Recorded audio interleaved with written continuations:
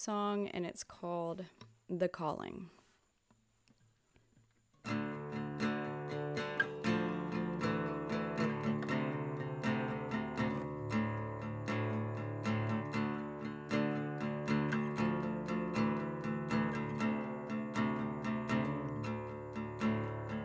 When the time comes to tread the path unknown, I'll share all that I can with you, my soul. Did you hear the call? Will you receive the message shown?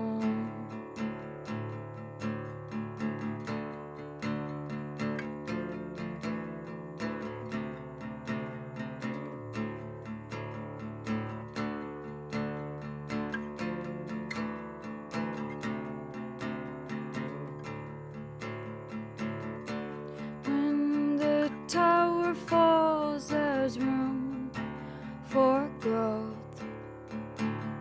The dead flowers become one with the soil.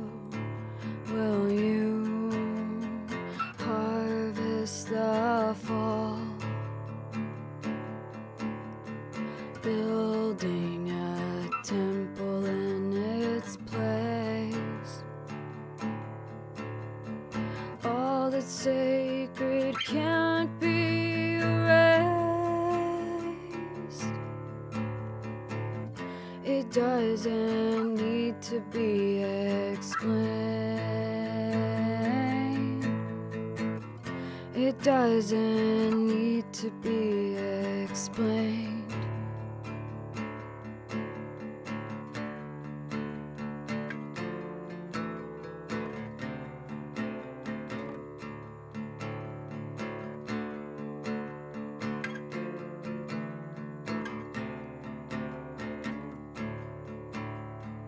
When the time comes to tread the path unknown, I'll be right here for you when you return. Did you hear the call? Will you receive the message shown? All that's sacred can't be erased. It doesn't need to be explained. It doesn't need to be explained.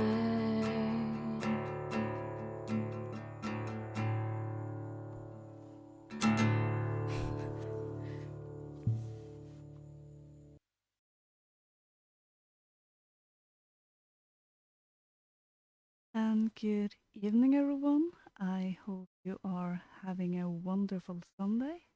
Welcome to Hearth of Europa for another look at Lord of the Rings and the femininity that we see in that with our special guest, Loralee Scaife. And of course, we also have my usual co-hostess, Katrina.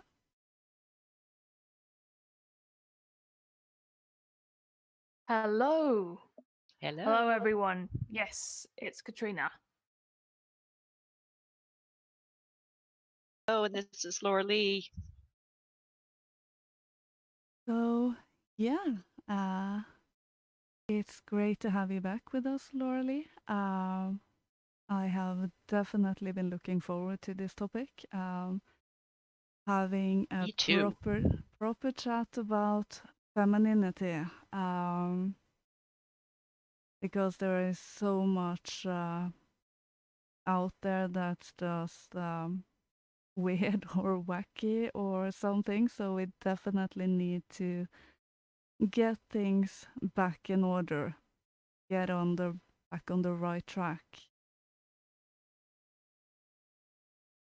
Yes.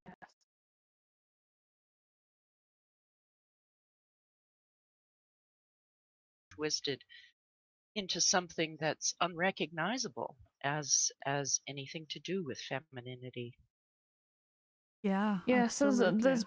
there's a lot in the contemporary discourse about how femininity is basically anything you want it to be, and anyone you want to can have femininity, Oh which yeah. of course we know is not true.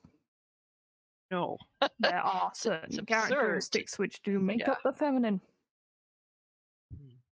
Yeah.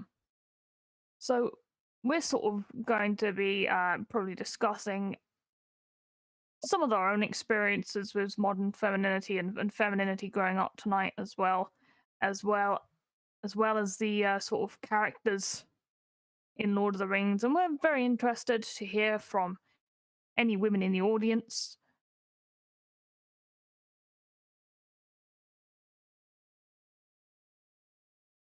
who have sort of difficult or found confusing about femininity in the modern age, because I know that many of us will be struggling with such a topic.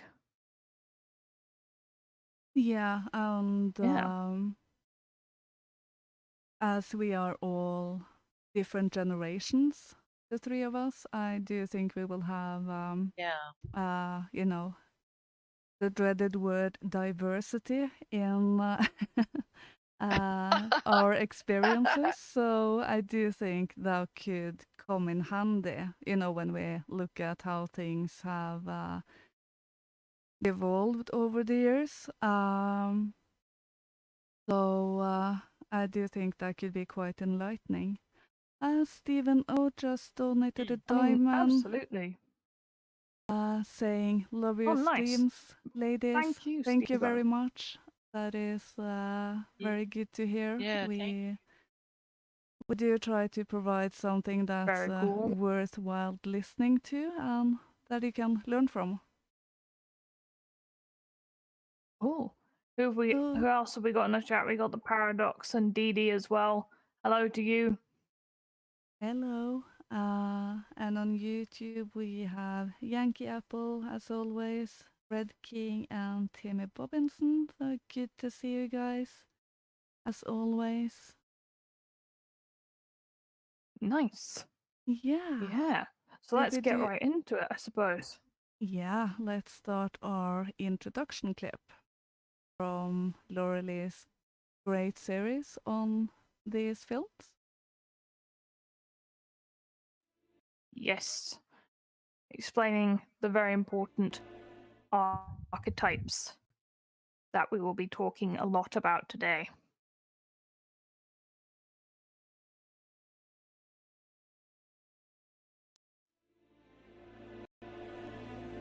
It is true Lord of the Rings has a limited representation of the feminine principle.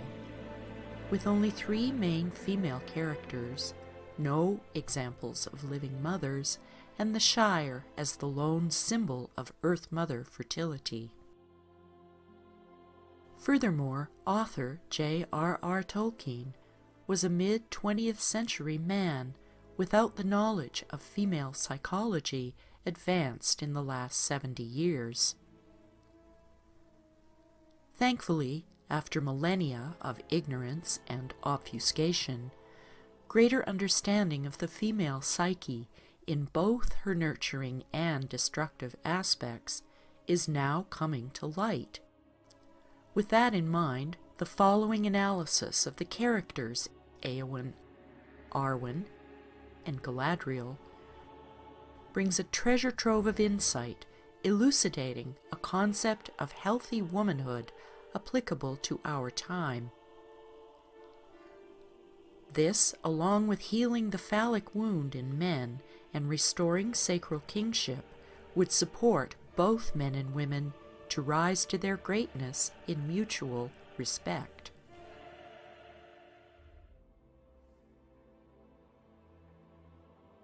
In Lord of the Rings, Eowyn, Arwen, and Galadriel are reminiscent of the triune goddesses of ancient lore, the maiden, mother, crone, or wise woman, depict the stages of a woman's life and the psychological changes that accompany them.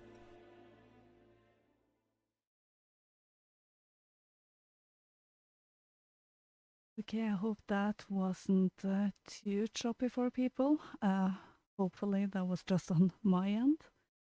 But I do think Loralee did a good job in introducing the topics. And I would, in particular, point out how both men and women have to do better and that we have to work together in order to get out of this and get into something more healthy.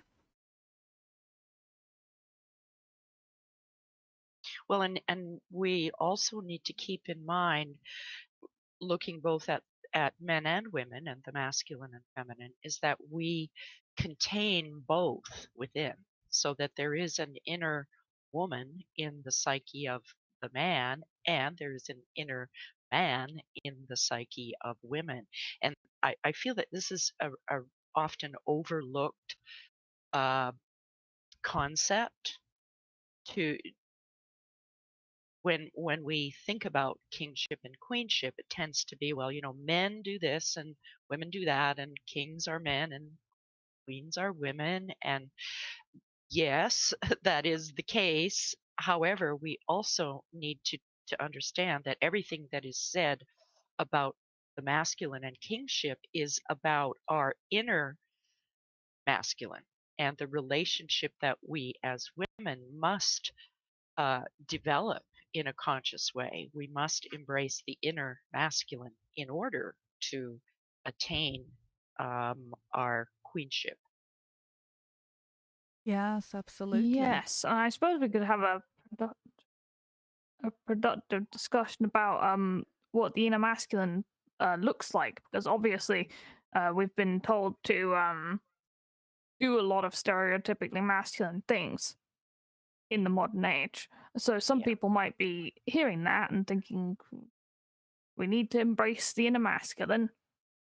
Isn't that what the feminists sort of trying to do? Get us to be like men? And no, it's not quite what it means, but we can sort of elaborate on it in the course of the stream, because certainly I think certainly there's a lot to be learned from having a bit of rationality, balancing the feminine, emotional, and intuitive instincts. Yeah, personally, I always try to have a logical framework for that. My mind doesn't work completely logical at most of the time, I will be the first one to admit. But I do tend to try to find some logical structures that I can, use as support for the more feminine fabric, so to speak.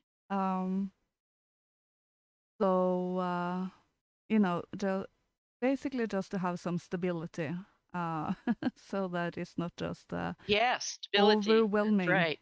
Yeah. Links the realm logical. of feeling. The realm of feeling is a fluid domain, and it is foggy in that sense. It's fluid. It's always changing. It's moving. It's flowing. It's going in and out and all over.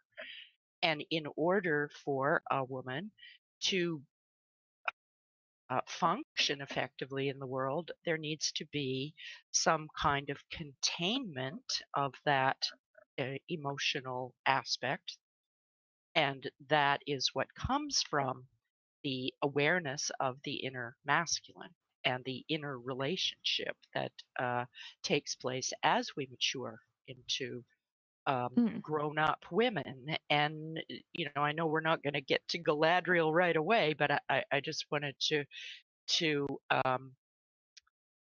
point out that Galadriel, as a mature queen, has integrated her inner masculine and she's in complete trust that her inner warrior kings are available to her when she needs them. And in the scene that we will be probably showing later of Galadriel challenging Sauron, we see that Elrond and Saruman are there for her. And she says to Sauron, I am not alone. And I think those words are extremely powerful for us as women now, that we have within us that trust in our own inner masculine. And from that, we are more able to trust in the outer man who is attempting to rise to his kingship. It first has to happen on the inside. Yeah. I mean, I have sort of a perspective on it myself that I feel like the aspect of femininity that I'm most interested in exploring, and that I personally feel I need to get to know, is the feminine life-giving force. I think I've always been very very facts-based, very data-based, very research-based, and I suppose you would call it in Jungian psychotherapy that I perhaps have a strong animus. And so the feminine life-giving force is something that I'm only just sort of learning to get to grips with. And then there's of course interesting ways that feminine feelings and emotions arise when you are trying to tackle the world purely with your masculine as well. That's how I have a little bit of insight from that side of things. Trying to lean a little bit too heavy on the inner masculine sometimes. Yeah, and you're right, Katrina. That is what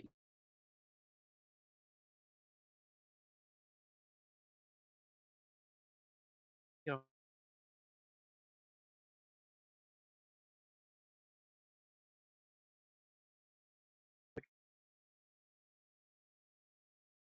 call. Don't want that.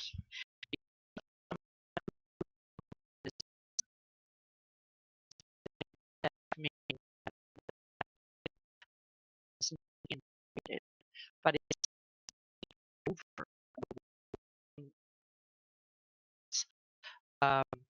Very negative, both to her, the woman, and to others around. Because it's not, you're not a man, right? So to have like a man's voice coming through and you're acting man, that is not femininity, that is not inclusive. And problem thinking that they are very much stems from maybe an over reliance on this masculine nature and not enough being in touch with what being a woman is. Right. And the lack of positive female role models. Yeah, so exactly. Men don't have positive role models for kingship, and women don't have positive role models for queenship. I mean, even just the concept of the maiden, mother, and the crone, these three stages of female development and both chronological and psychological maturity. How often do you hear about that anywhere? That it's, and yet it's so obvious. Really. Yes, and well, sort of bringing it to Lord of the Rings, the young woman, the maiden example, Lord of the Rings, who of course just doesn't have a female role model to show. is Eowyn, really. And Yes. she is raised in this, this very, very masculine environment. Perhaps we could talk a little bit about Eowyn. Mm-hmm. Well, first of all, I think the the aspect that is opened up in the Lord of the Rings that is really probably the most powerful thing in terms of the feminine, and that is that all the mothers die of grief. So that rather chilling statement is an indication of what has happened to women and men, that the life-giving instinct, when touched by evil, dies of grief. And I think we really need to let that sink in. So not only have men been denigrated in their kingship, but women have been denigrated just in the function of being a bearer of life, a mother. And as that has become something almost bad, like, oh, you don't want to be a mother. It's just so bothersome. Then you're stuck with children and you can't be free and you're going to Yeah. have a horrible life, barefoot and pregnant, chained to the stove. And, This is what I did indeed hear from parents, even. And that is how deep the propaganda sort of runs, the antenatal sort of propaganda, the yes, anti-life propaganda. right. That people who have this ultimate gift of children are telling you, oh no, don't do that, you'll be much richer without them. Yeah. If that's what matters, would you give up your own children for more money? No, they wouldn't. And I guess the mothering instinct dries up when touched by evil. I could sort of speak to that. I mean, when I was at a stage where I was convinced that I didn't want children, I was atheistic. I was pessimistic about the future of the world. I Yeah. didn't think it was a place worth bringing children into. Exactly. So that made me, along with the fact that everybody was telling me that I'd have, my life would be less stressful and I would have more material possessions, which was, of course, the only metric by which I had to measure the world at that time. That was what for a time, made me sort of dead set against having children. So I can really agree with that. This sort of the world is a sad place, and having Yes. lost the urge to bring life into it. Mm-hmm. But Yeah, there really are signs. Sorry, Nick. I also had that feeling of, or this line of thought, do I really want to bring a child into this world? But for me, it's not really, I really don't want to have children or anything. It's been more focused on how am I supposed to be able to guide a child through this into a well-rounded, functioning adult in a world I can't navigate. Yeah. So it's that was more on my own ability to be a mother.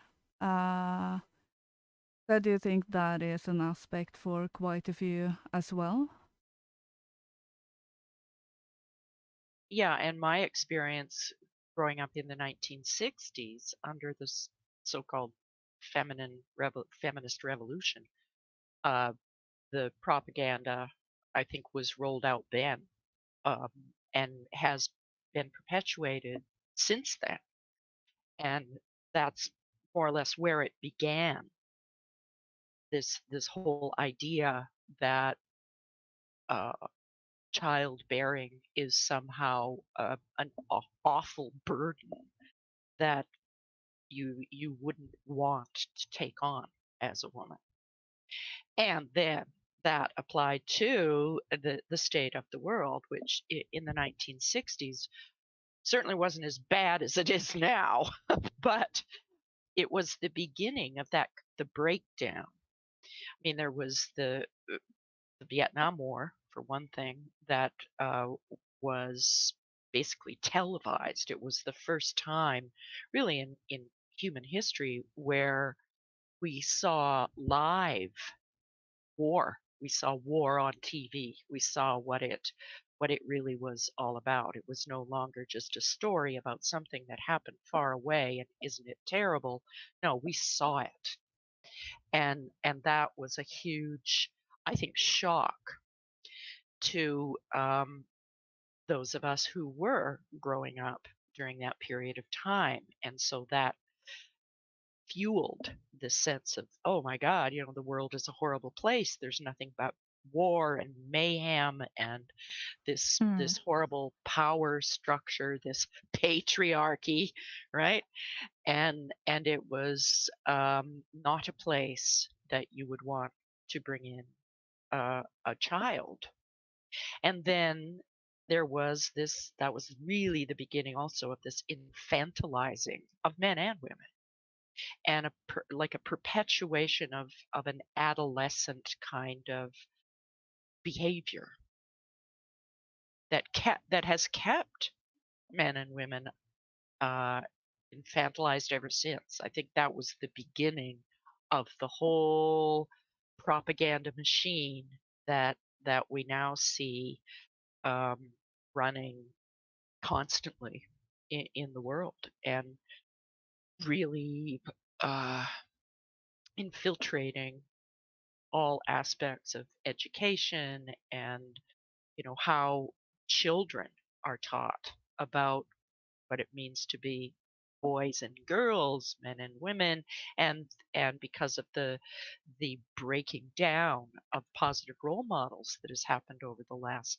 50 some odd years, they don't have anything to look out into the world and say, oh yeah, that's what a mature man looks like and does, and this is how a mature man behaves, and therefore this is how a mature woman behaves.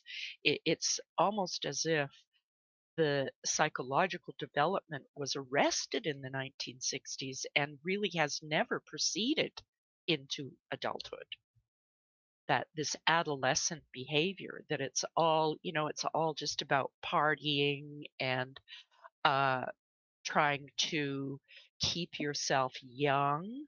That's another piece that it really inhibits women from embracing their maturity, because the reality is you're going to get old. And one of the things that also came about along the way in terms of demonizing motherhood had to do with your body. That having children, according to the propaganda, would ruin your body, and that you wouldn't be attractive anymore. In other words, you wouldn't be sexually, enticing Yes. to men, because your body would look motherly. Let's put it that way. Your body will be ruined by the thing it was literally designed to do. Exactly. Sense. Yes. One, first I have two comments on what you just said. With the change that was in particular after World War II, I definitely think the industrialization of the home had a lot to do with everything. Women have always worked, including outside of the home, but most in particular in the home. You had to make everything from scratch. You many times had to get the ingredients for what you're making yourself. And suddenly you could just pop to a corner store and just buy it. Yeah. And then, of course, there's always been barter and everything, you know. You might focus on what you did very well and exchange everything, not everything, but quite a bit with other people who had other strengths. Yeah. But the point is, it was a job. And suddenly that was all taken away, just to make a comparison with men's work after the industrialization. When better machines came on board, and you know they didn't need that many people, you got other work duties and everything. For women, it could almost be like if a man was replaced by a machine but didn't get another job or any other work commitments or anything. Could he just stand behind beside the machine and just twiddle his thumbs all day? It's sort of similar to Yeah. that. You know, you could Yeah. spend your whole day doing the laundry. Then suddenly you could just pop it into a machine and just push a button. What are you supposed to Yeah. do while it's going? So Mm-hmm. that was definitely a big driver, I think. And what you said about seeing images of war on the TV, that was actually very interesting because that would just induce fear. But Yeah.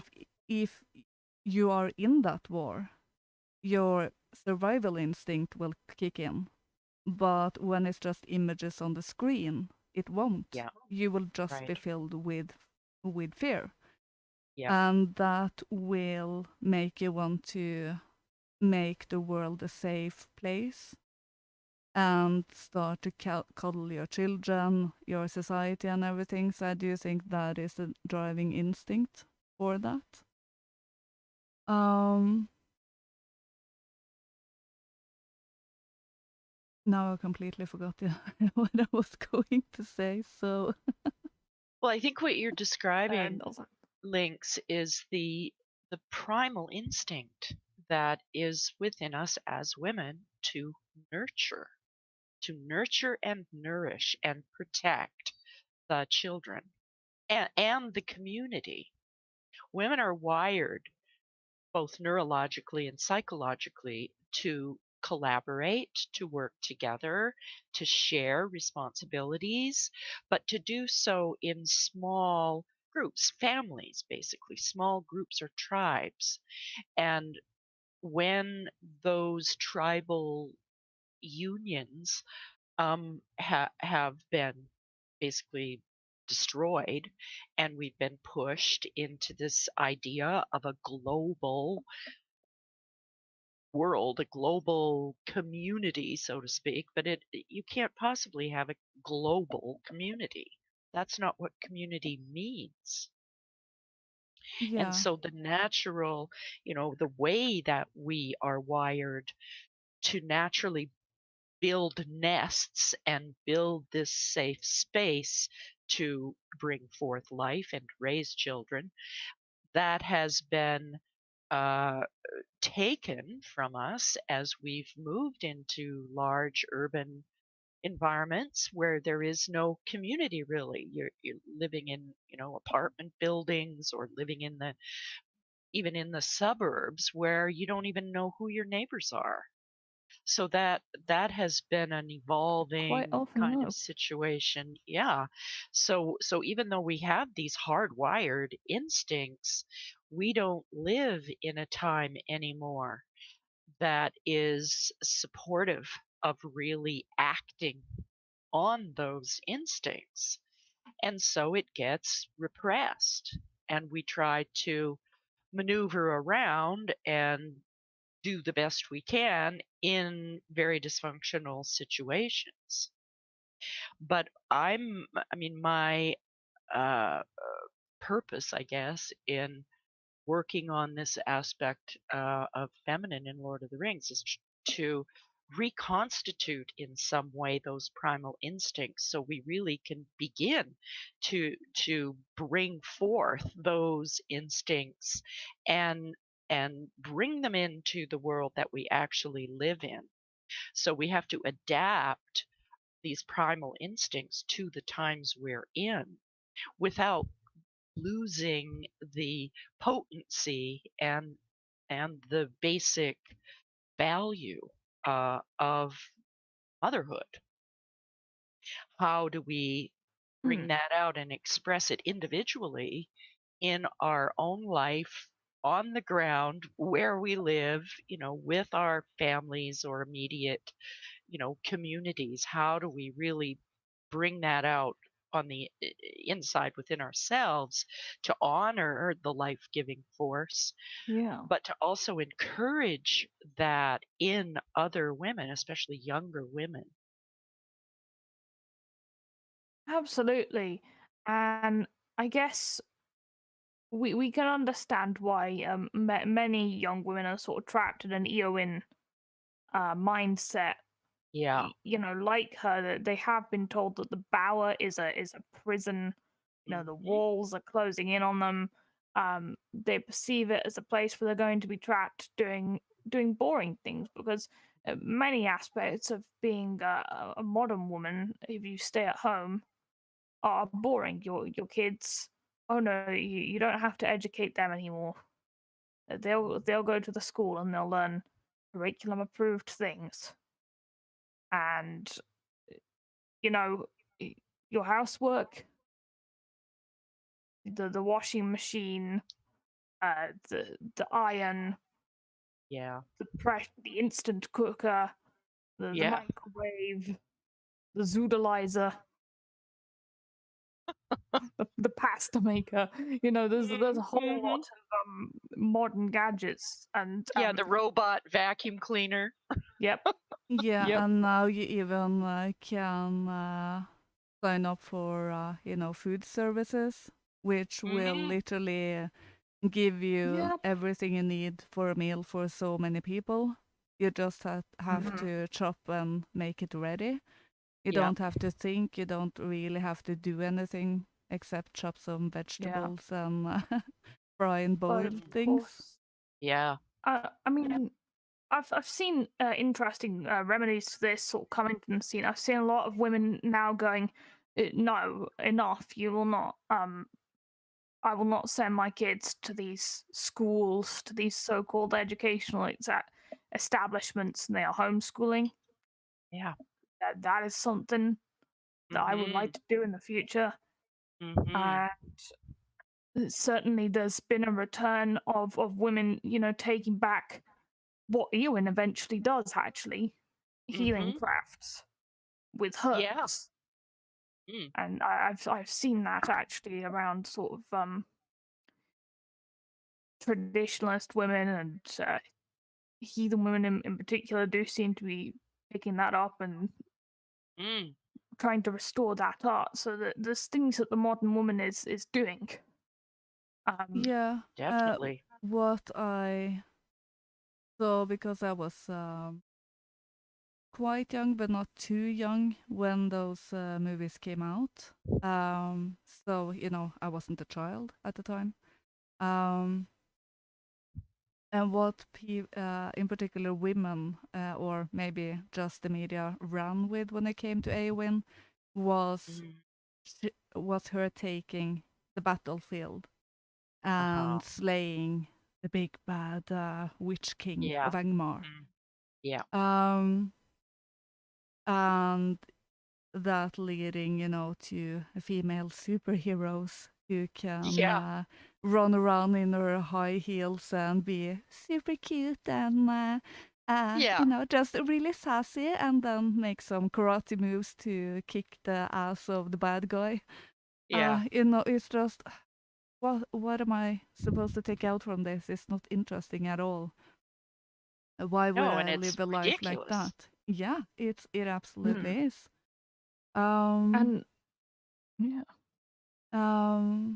at the point of feeling trapped in the home, I also do think, because you see her in your analysis as the woman or the girl becoming a woman. When you do want more independence, you want a direction in life. You don't really want to be the passive child, just living at home, just going to school. Right. And then if you don't really have a goal, not really knowing what you want to do, you can feel quite trapped. I definitely did at that age. So you kind of get claustrophobic, and the thought of spending your entire life at home, Mm-hmm. that can definitely induce a sense of panic. And no, I definitely don't want to just stay at home the rest of my life, and that kind of thought. And when every message you have in your society is you should go and get a career, travel the world, sample as many men as you like before you settle Right. down. Maybe you don't even should have a kid because it would just slow you down and ruin your body and all of that. Yeah. That I definitely think it introduces a sense of claustrophobia. I think the point that made earlier about the uh, women, once there was access to technology to do the work that women previously did that took all day, like the washing and the cooking, the growing of the food and the processing of the food. I mean, yeah, it was hard work day and night. And once those machines were available, I mean, it did create a crisis in the psyche of women, because it's true. They were left then with, oh, uh-oh, this time that I would spend doing the laundry, all day for days on end, and things of that nature were that's what brought meaning to the woman's life. So and it was rather sudden. It wasn't something that happened over a long period of time that um, helped women adjust to the new technology and the freedom. I think the freedom is a big word in all of this as well. What does it mean to be free? The message we were given starting in the 1960s was freedom meant that you just do whatever you want all the time, and you don't need to be responsible. You don't even need to be Yep. responsible for your own body. That we got birth control now, so that means you can run around and, as Link said, sample as many men as possible before you figure out which one is best. um, that was another thing, another technology that opened a door that women were not prepared for. And not only was the birth control, medicine, incredibly toxic and damaging to the female body and psyche, but Yeah, it's like it came on the scene, like boom, okay, you're free now. This was freedom. This meant freedom. And that's not really what freedom means. The freedom in a mature man or woman is about responsibility. Freedom does not mean you just run around engaged in narcissistic, self pleasure. It means that you have to pick up the sword of responsibility and start acting like an adult, being an adult. And when the forming and forging your own life, your own yeah, course in life. And, that's not running around partying and no, just do what you want to do, like you dream about when you're a kid. And, your parents or teachers and everything say, you have to do this, you have to do that. And you just then as a kid you just want freedom from that. And people just take that into the world. And what you say about the pill, how that changes your psyche, that is very true. Oh yeah. I have experienced that myself. You don't really notice it until you get off it. Mm-hmm. No, And it's I've quite heard, true. yeah, and I've heard many women say the same, that their psychic stability and psychological stability and just general mood and everything really stabilize when they stop taking that. And Yeah. for the last 10 months, when it comes to things that should not be mentioned, they've been talking about quote unquote undiagnosed clotting disorders in women. Well, Oh guess boy. what? Guess what have given those so-called undiagnosed clotting orders is because you are swallowing a pill of hormones every day, Yeah. you know? Yeah. Mm. Yeah. Personally, like I remember getting put on it, even after sixth form, because just they would just give it to you if your periods were irregular Wow, as well. really? Yeah. Good Um, grief. they give it to people for more things than just if they think they're going to become sexually active. You're very recommended to take it and go on it when you're going to university and stuff like that. Um, Wow. so most I reckon most young women around my age sort of ended up.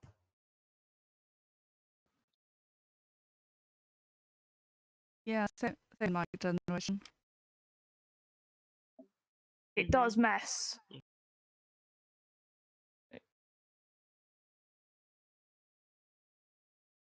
It messes with your moods.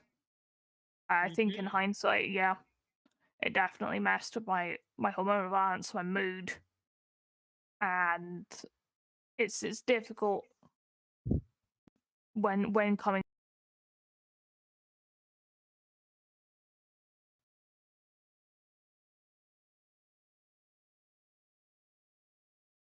Up with the primordial wisdom of our bodies, our female bodies, the ancient knowledge. I mean, women in ancient cultures knew how to take care of their hormones and their fertility.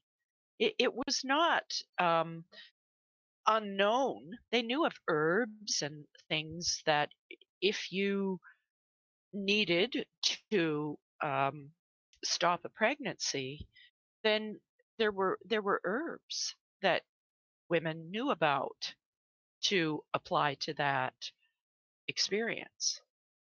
And but Mm, it was a natural way, and it certainly wasn't used in that capacity um, to allow women to just be promiscuous. That was not the purpose of it. I mean, if there were problems, say in a pregnancy, then the wise women, the elder women, the midwives, the shaman women, they knew of the herbs and the ancient wisdom that women have always known how to deal with problems mm. in the reproductive system, whether The it was pregnancy or after pregnancy or during birth. Yeah, the pillars sort of generated, in my experience, a really weird culture Yeah. among young women. That you're sort of encouraged to go out and find people to pull, which was um, and it's very weird to have people sort of advocating that you go and find a dude to snog in a nightclub. Some dysfunctional thing Sure uh, is. for women to feel like they have to do and participate in. And I know girls who participated in it to different Mm-hmm. extents. I think we all had a boyfriend that was deeply unsuitable, Mm-hmm. and it just has it's messed a lot of people up.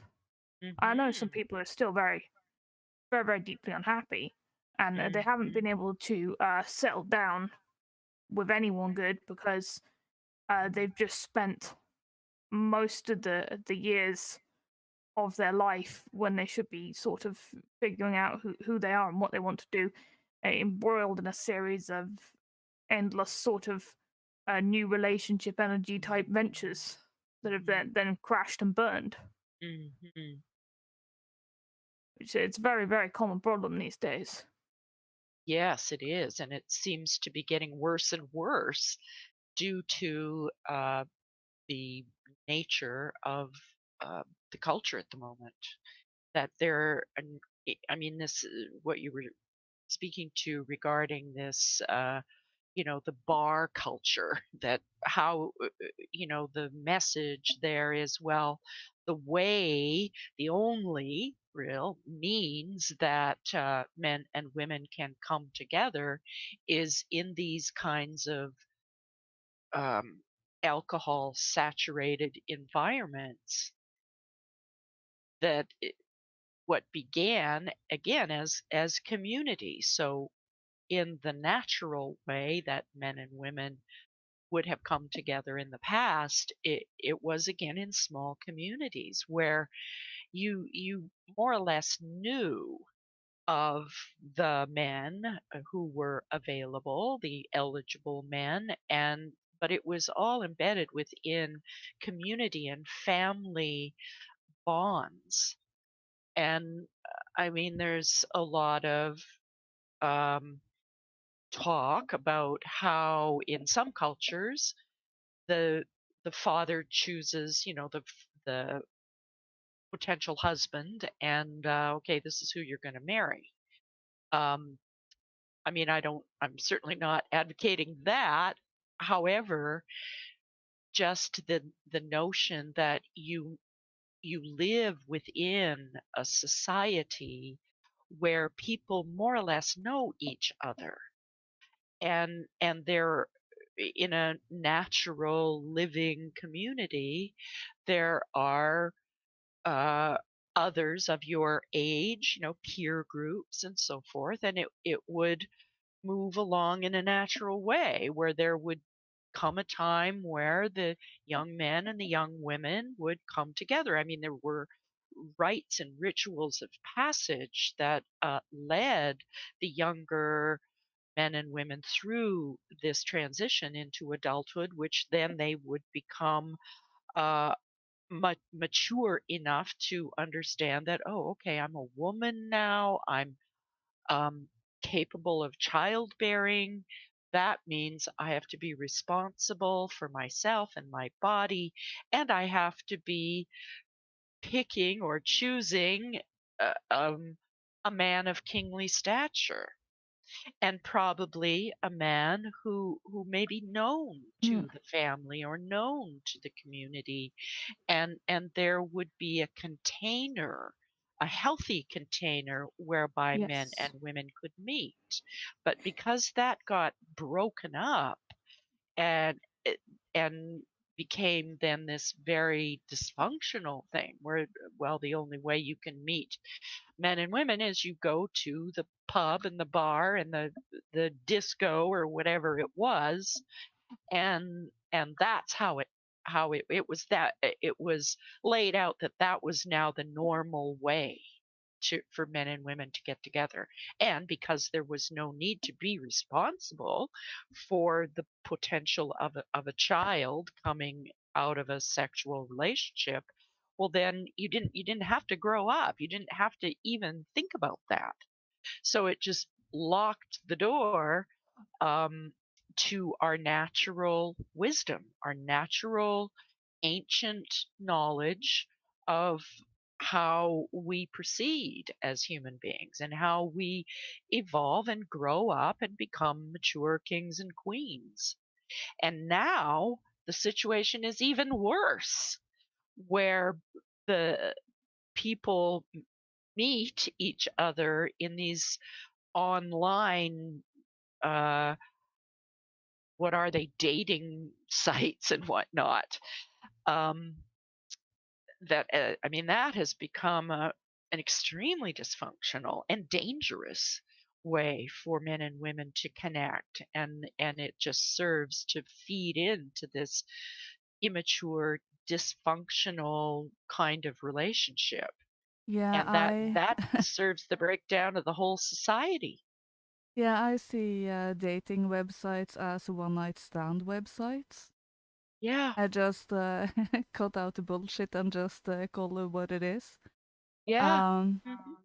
I think I don't know how many, but I do think people on there want a stable relationship, but quite if you just want to have sex, and or end up just having sex, even though they want to settle down. Mhm. And that is also because you jump into that phase so early now, where you Mhm. didn't before. Right. And what I realized was, oh, how to phrase it. My wake up call with that aspect was when I realized the sacred act of letting a man in. I'm sorry if I'm Mhm. I won't be too graphical or anything. Um, then I also realized if I went into that deliberately making myself infertile, I was subconsciously rejecting the man because I Yes. didn't really want to receive him Right. on all levels. I'm not just talking physically, I'm talking psychologically, spiritually, when you melt together as one. And that was a profound moment when I realized what it was really about. And I definitely think that is a perspective that needs to be rekindled. Mhm. Maybe not taking it as far as I do, because I do see it as an extremely sacred thing, maybe a bit too much or something. But I to the don't think point where it's you just, possible to have it be too extreme. I mean, the return of the sacred, as far as I'm concerned right now, is absolutely essential to the survival of life on Yes. Earth. And it sort of, if you would not wish to bond on that level with someone, and then you do that act with them, it turns something sacred into the opposite of that. And many of us in these horrible times that we live in, these times that I always refer to as the wolf age, we've done that, and it's a very, well, I know people who did it really quite a lot, and you could see the sort of the psychological effect that it was really having on them. I do think many deep down literally feel like a whore afterwards.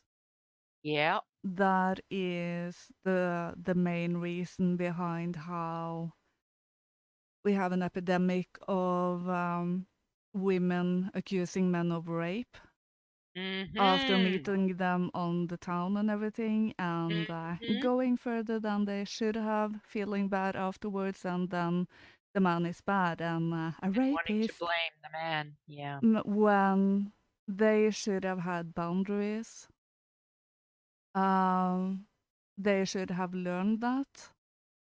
Um, of course, it doesn't mean that this is the case every single time or anything, but generally speaking, women coming into, when we developed into women from girls and everything, we should learn that. We should Yeah, know it's not something to do lightly. Uh, right. it is much deeper than just a physical act. It's much deeper than just physical stimulation and an orgasm. It's so much more than that. Um, and I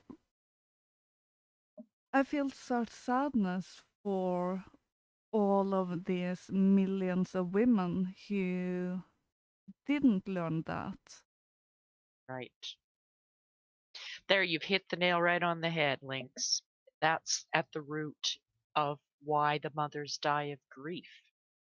Because when we as women paper over that deepest instinct to unite with the man and bring forth life out of love, that is the sacred aspect of sexuality. And when we don't have rites of passage and we don't have role models, and we're basically taught that you should be free to just exploit this pleasure, the sexual pleasure, it completely cuts us off from our primal instincts, and that's where the grief is. And it's deep and profound. And I think that a lot of women these days fear going in to really meet their own grief around the lack of the sacred available to them in relationships, in their intimate relationships. That And grief can be extremely overwhelming, and I don't think women these days, mm, certainly younger women, are equipped with the knowledge and the wisdom and the tools for how to actually move through that grief or transform that grief well, into something powerful. another problem that women are facing is if they desacralize that experience, that they don't know how or if they can ever regain any of the sacredness or the joy in it back. Right. There's quite a lot of fear Yes. inherent in admitting that you might have made a mistake in how you've been living your life, and that you've done yourself damage and that it has hurt you Yes. is quite a hard thing to people to admit. And I think Mhm. it's something that women maybe struggle with if Mhm. they come around to thinking in a traditionalist way. And we've lived in a modern age. How does one go forward with healing? I think is a Mhm. question that a lot of women will be thinking to themselves, and it's a hard one. Yeah, it's It's a very hard one to hard. broach. It's a hard one to ask Mm. oneself. How does one heal? Yeah. And that healing has to begin now if we are to survive. And I think it is beginning, actually, just to throw in a positive note, that I think there is an awakening going on, and we're seeing it in the what's being called the trad movement, this return to more traditional roles of men and women. And I think that's a very good thing, and that healing is happening through that. But just at the personal level for individual women, to be willing to go in and meet that grief and allow that feeling to have expression, because we can't heal what we won't feel. If we refuse to feel any feeling, then it's simply going to get buried in the unconscious, and it's going to fester down there and create many more problems. So this healing phase, I think I think it's already happening, and ultimately, if this does not take place in the world of women's life to reconnect with that essence of the mother and heal the grief at whatever personal things we have done to violate our own bodies, to allow our bodies to be violated in hopes that we were going to, find the right man. It's a situation where women have been taught that, you need to be have a lot of sex to, you have to check it out first before, so again, that loss of the sacred. But I think another aspect of it has to do with the mistrust that women have, mistrust of men. So because of what's happened to men, the castration of men and the weakening of the masculine principle has set up uh, the women to be unable to trust that the men are strong enough to protect them, because a woman who does not feel that she is going to be kept safe in a realm where she can bring forth life, then that fear is going to stop her from feeling free to bring forth life. Yeah. One of my biggest fears when I was a teenager and in my early 20s and everything was the fear of being a single mother. Yeah.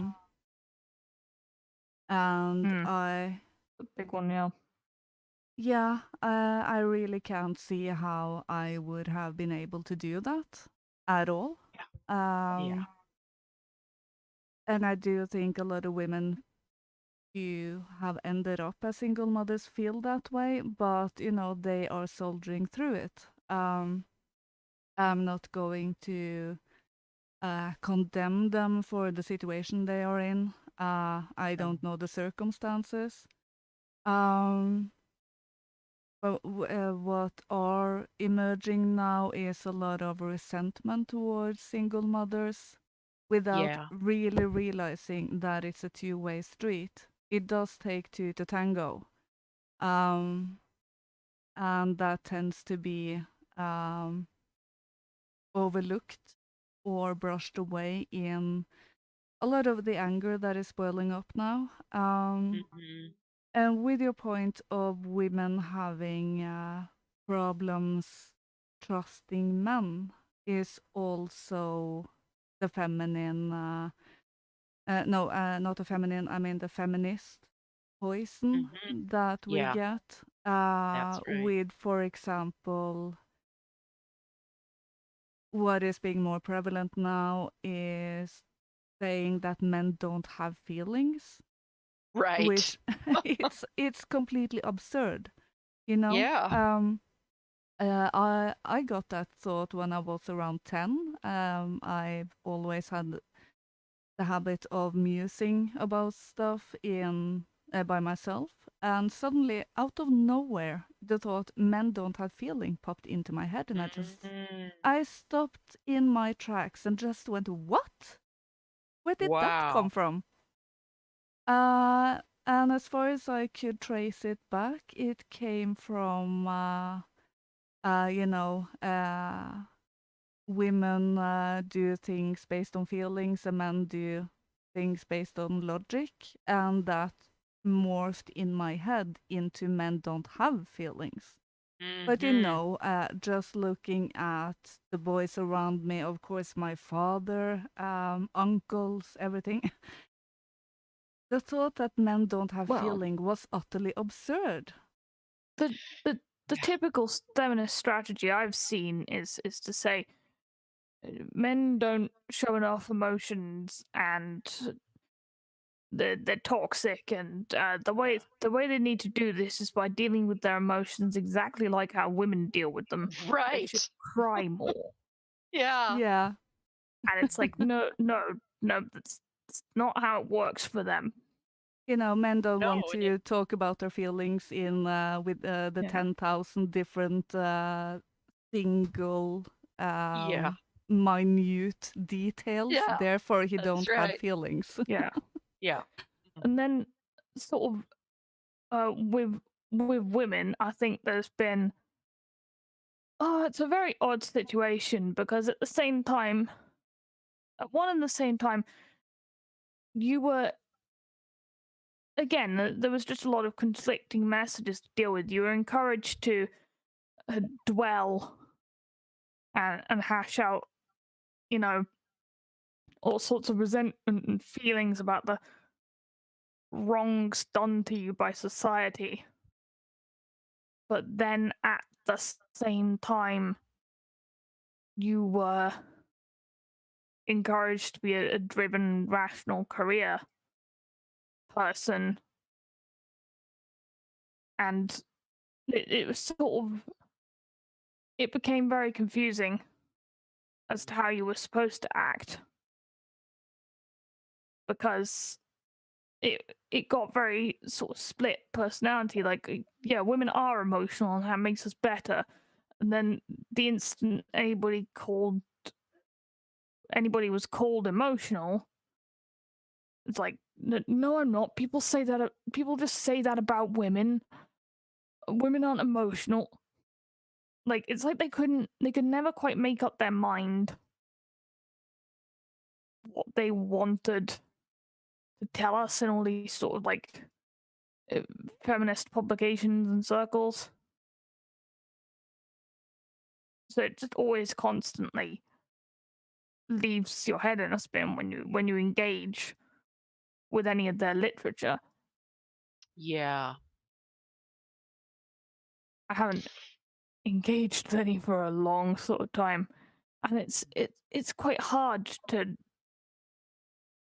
sort of reconstruct what you were sort of thinking when you bought into the whole narrative of it, because it doesn't make any sense. Yeah. No, none of it makes sense. It's not meant to make sense. It's meant That's to right. brainwash It's you. not. Mhm. Yeah, and it works, sadly. Yeah. And considering all that's been lost in, how many decades have we been now? 60 years, more or less. It is very hard to find your way back. And in many cases, you have to find your way back on your own. You don't really have that much support, or women who have found, quote unquote, the correct path back. Like you, I definitely applaud the trad movement. Not necessarily every aspect of it, but I do keep in No. mind it will take time to Yeah. find the right way, to find the right expression. Yes. And Okay. we are going to make mistakes. We really have to feel our way through it, I've got an interesting one in the chat here, which I do think, from Tiger Face. Don't you think that a lot of women are incentivized to replace men with the state? I would say Yeah. yes. Yeah, you're sort of like, you're not going to, especially when if you've managed to get in a situation where you have a child and you don't have a husband. A lot of women are replacing men with the state and replacing children with sort of nurturing state causes Mm-hmm. and pushing for the latest things and advocating for the Yeah. latest poor person in need. Yeah. And that I know many women for whom that has completely subsumed the baby instinct.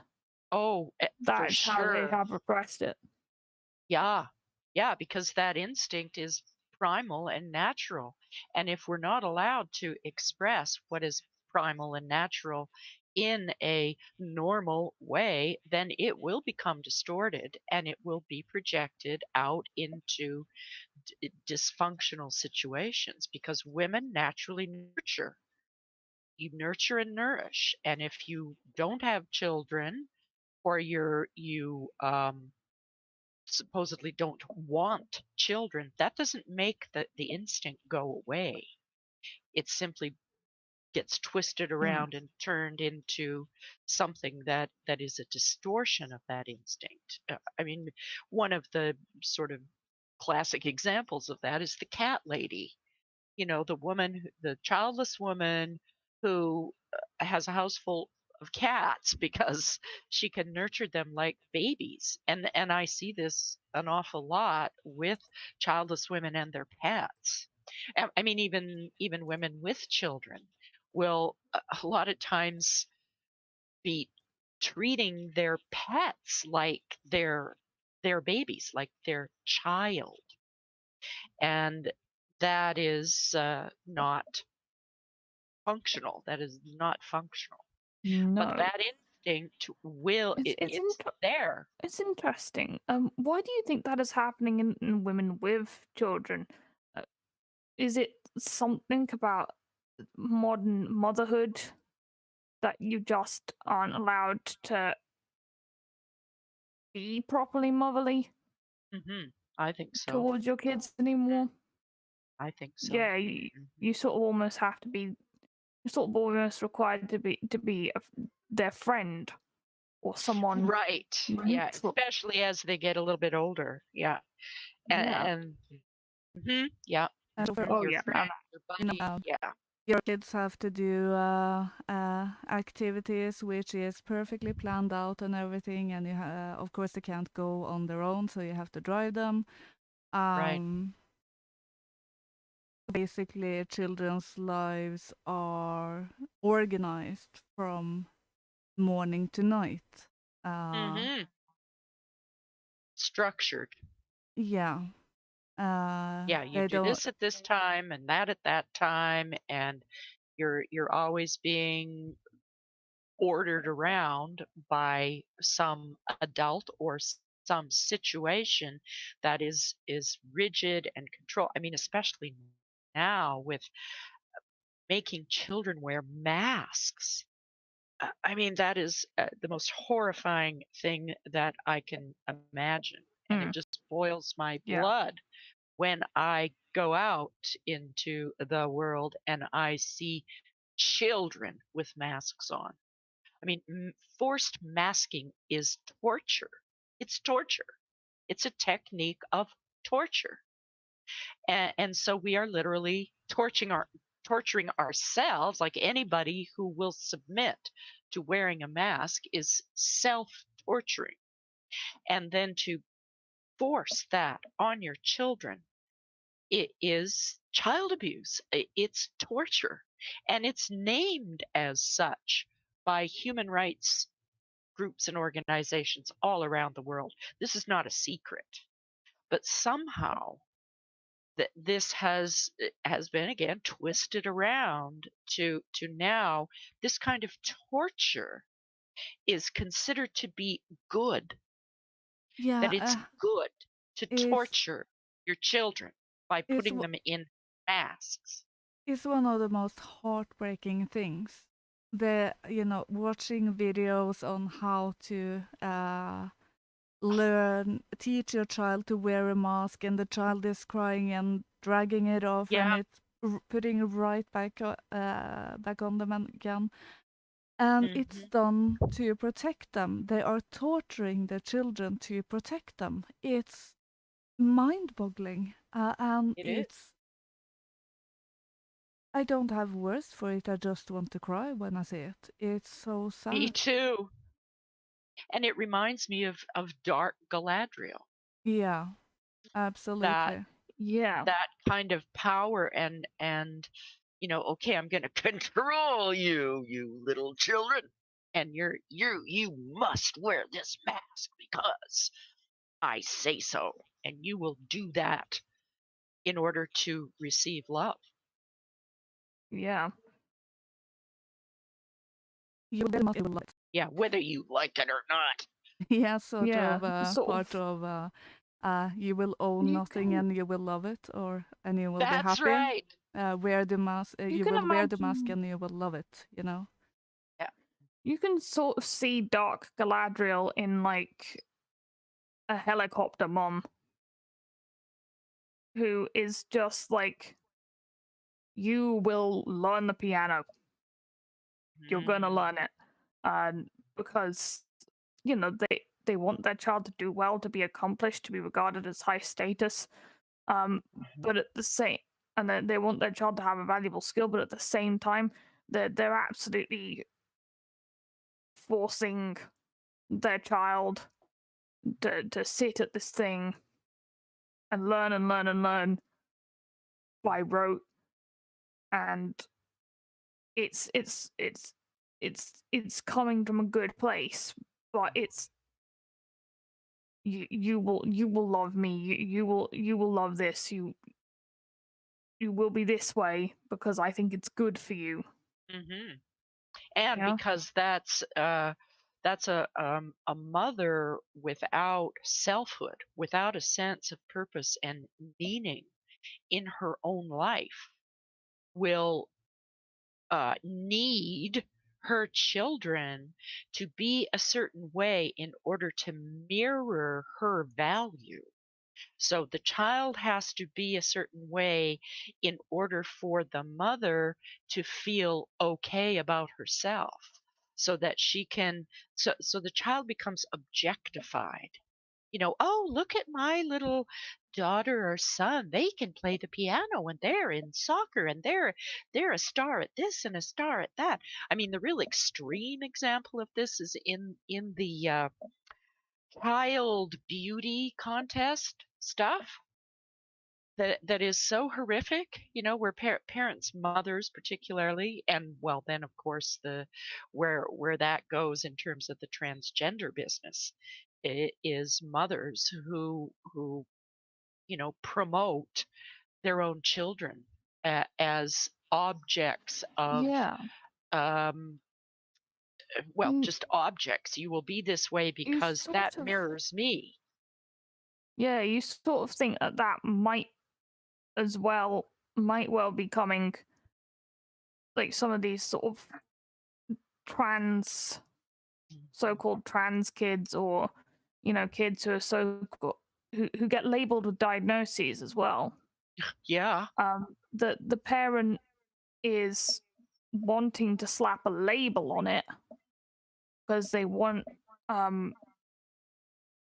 concise explanation for why their child is different and a concrete way to help.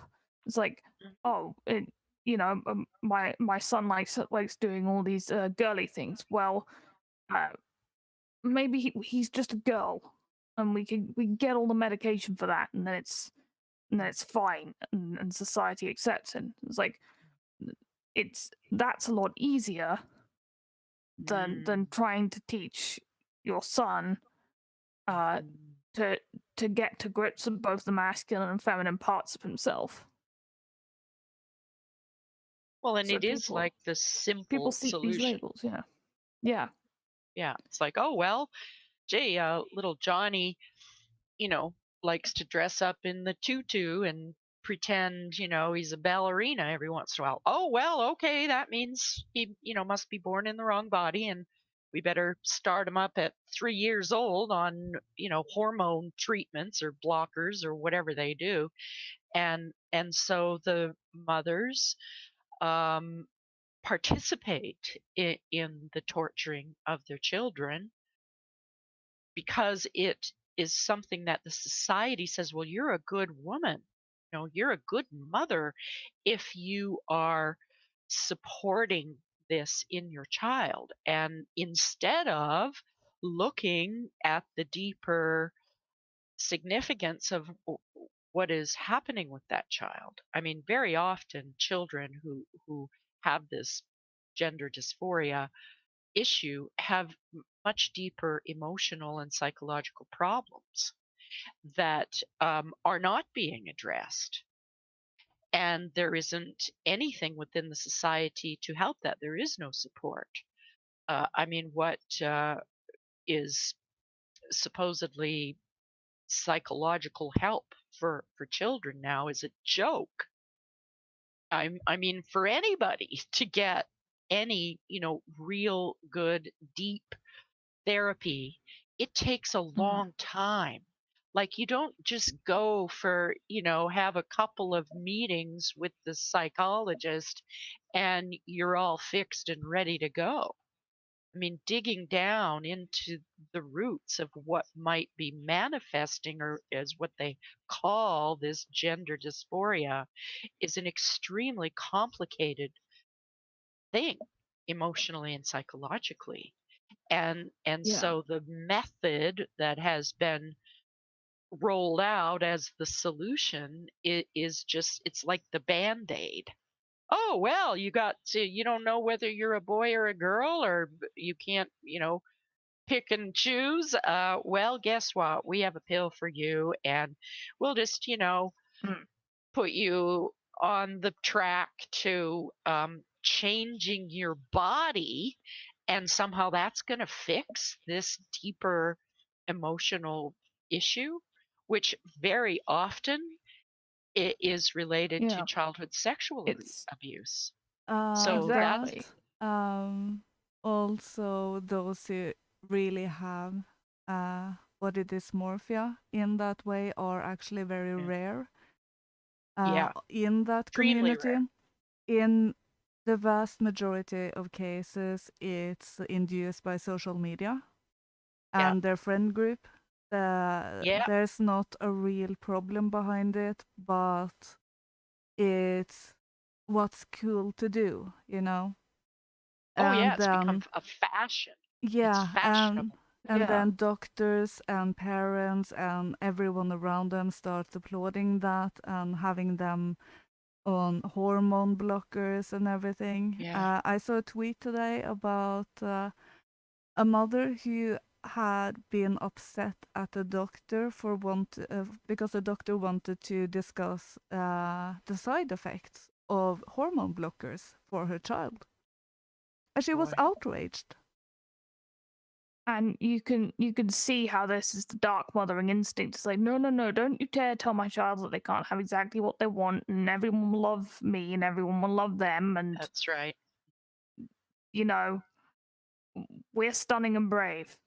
Right. Mhm. Yeah. And you can quite see how it's sort of that la la la la, there's a simple fix. Yeah, Everyone's gonna love me. You can see how it's like that sort of perversion of the mothering instinct. It's extreme perversion that is so incomprehensible that this is going on. It's nightmarish. And the fact that it's being promoted as this is the best thing ever, it is really a testament to the power of the psychological warfare that we are all being afflicted by. yeah, you know what the equivalent was in late 90s, the 2000s, and all of that was to really start to think about and consider and weigh and everything if you were or were not gay. Mm, Today, this has become whether or not you Yeah. are the sex you are born into. Um, and it's all based in a lack of identity. and meaning. Yeah, the meaning of your life as an yeah, individual and as a male or a female. yeah, absolutely. And with, our roles having changed so drastically over the last few decades and everything, the messaging being so toxic for everyone. It's really done us a number, but I really can't see it go that much further. Some No, might. because it's so bizarre. It's so against Yeah. nature, and Yeah. whatever the engineers of social stuff, policies, politics, how we're supposed to order the world and everything, they can't fight nature forever. Nature No. will win. It Mhm. is the ultimate winner. We can't fight it. And that's the good news, actually. Yeah. You know, it is like evil destroys itself in the end. However, we're in the middle of the battle now, and just the fact that we're talking about these things is good, and this is what advances um, humanity at large, is just talking about these things and beginning to put language to these experiences that we have been forced to undergo in the last uh, certainly 60 some odd years, but most significantly, maybe the last 5, um, at least as far as when I started really digging into this, was when this, drag queen story time at the local library started Oh, to yeah. to come out. Yes.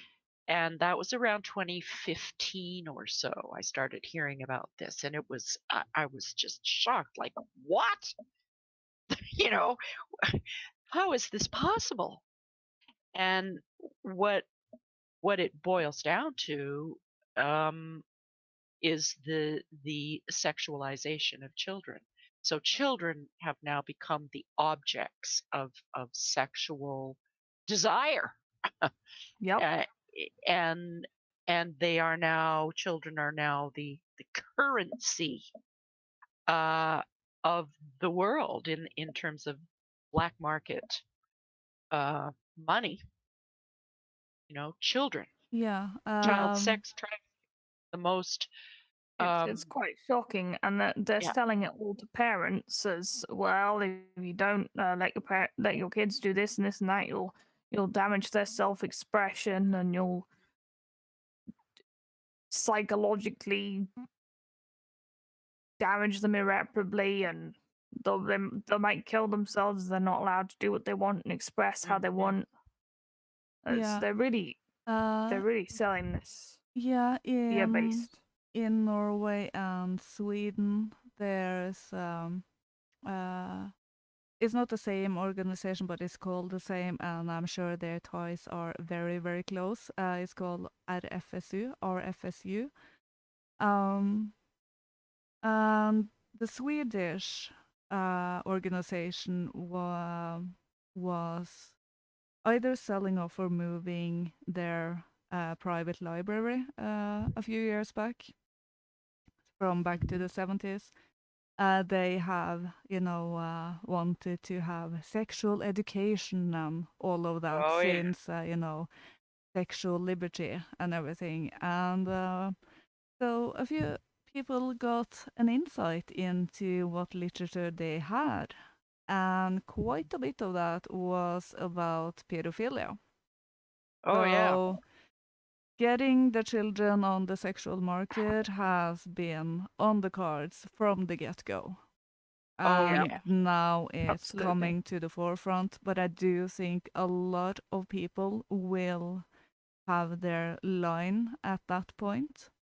Mhm. I have Starting to seen, happen now for sure. yeah, I have even seen, radical feminists with the crazy hairdos and crazy hair colors and, being really, really a radical feminist.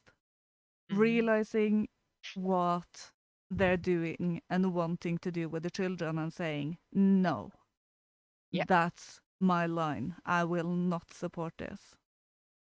So when you really start to actually endanger people's children like that in such a predatory way, I do think people will start to say enough is enough. Of course, I know the argument, with all of the scandals from Britain and nothing really happened. I can see how people think, no, they will just take anything, but I really don't think so. Because it was made out to be so isolated, and when the scandals did break, it was seemed to be taken care of. What is emerging now is that it wasn't taken care of, and the children are even under more threat now, with the normalization of their children's so-called sexuality and all of that. So I do think it will only grow, because people will realize how prevalent this is and how much more prevalent it will become. So I do think it will be. This is just the starting point. Yeah, and I really see that as the rising up of Galadriel in women, and just actually in the last couple of weeks, there's been dozens of video clips of mothers speaking to school boards and the directors of their schools where their children are being exposed to this. It's pornography, pedophilic pornography. And I mean, so mothers reading from some of the books that their little children got from their school library with graphic pornographic images. And yet it's all like, it's like a little cartoon book, like, oh, little cartoons of little, little Johnny, and but then little Johnny is talking about his sexual experiences with an older boy or man, and this is being taught. It's being taught, like, oh yes, let's go to the little library and Discuss. yeah. So this is not going to fly. And when I've been watching these and seeing these mothers, I'm thinking of Galadriel with the light, laying it out to these so-called school board trustees and directors or whatever they think they are, and they're not. This is just the beginning. That this is not going to go. This will not go. No. And it's, no matter how hard they try to clamp down, and see, I think it starts with the masking, because that is a technique of torture. And you may or may not know that children who are taken into these global child sex trafficking rings, masking is used very, very commonly. The children are masked. They're put in masks because it dehumanizes them. It dehumanizes them for themselves, and it dehumanizes them with their perpetrators. That this is a way to. Yes. It's a torture technique, and it's now it's being it will applied affect to children. It will affect their empathy with each other and with their parents. If they always have to be wearing masks to interact with each other constantly all day. Yeah. Yeah, I saw there was some military study long ago, a few decades back, where they analyzed how their soldiers were viewing the enemy, depending on a few factors. The dehumanizing was less if the opponent looked like you. Right. Um, the dehumanization was around 40% if they didn't look like you. Interesting. And if the opponent was masked, there was 60% dehumanization. Wow. It's 60%. Incredible. Yeah. Yeah. Yeah. I will point Yep. out at least one sensible thing in at least Norway is that there were no masking for children under 12. Oh, great. Yeah, Which at is, yeah. least they didn't do that. No, You I know, don't think they've been doing that in Britain either. Mm. I do Because yeah, I Well, think they're it the can doing it vary. here. Mm. I've seen plenty of debates on masking in schools in Britain. How that has been a problem, but I don't know to what extent it's Yeah. been. So there has been some. What I did when we did have mask mandate was to make a specific point of smiling to little children if I was Yeah. shopping, where literally every other adult was wearing a mask except for Yeah. me. So I smiled at them to humanize the experience for them. And they loved it. You know, the children always love it when you smile at them and everything. So, Of but course. its reaction was different. It was so stronger, and they're just, oh my god, the lady smiled at me. Yeah. Yeah. Yeah, you know, seeing an unmasked adult who is smiling, that was really important to them, I think. So there wasn't much I could do to mitigate it, but I did what little I could. Well, I've heard that there have been studies that indicate that children, real young children, don't know how to smile. They haven't learned how to smile because they've never seen enough human faces smiling. Like, if that doesn't send a chill down your spine, I don't know what. And I mean, this is really laying the foundation for what's going to be happening to these children 20 years down the road. So we're either breeding Absolutely. an entire generation of psychopaths, who have no capacity to even relate to other people, because the face is that's where our humanness is expressed. And I mean, animals too, they look at Yeah. each other's face. Yeah, It's so there's been studies on that, on how babies react when they don't see any response from the adult around them, right. and they are Yeah. completely pacified. First, in particular, if it goes from first seeing the face and then, or the mother responds, and then she just stops doing that. The trauma Yes. for the kid is profound. Yeah. So even if it's And just in the lasting. store, yeah, even if it's Yeah. just in the store, it will have a huge effect. And Mm. you know, I've over the years I've thought a lot about what it does to children when they are thrown into daycare at a very young age, and the trauma that has caused. Yeah. Oh yeah. And at least with the lockdown, the children haven't been thrown out of home, so to speak.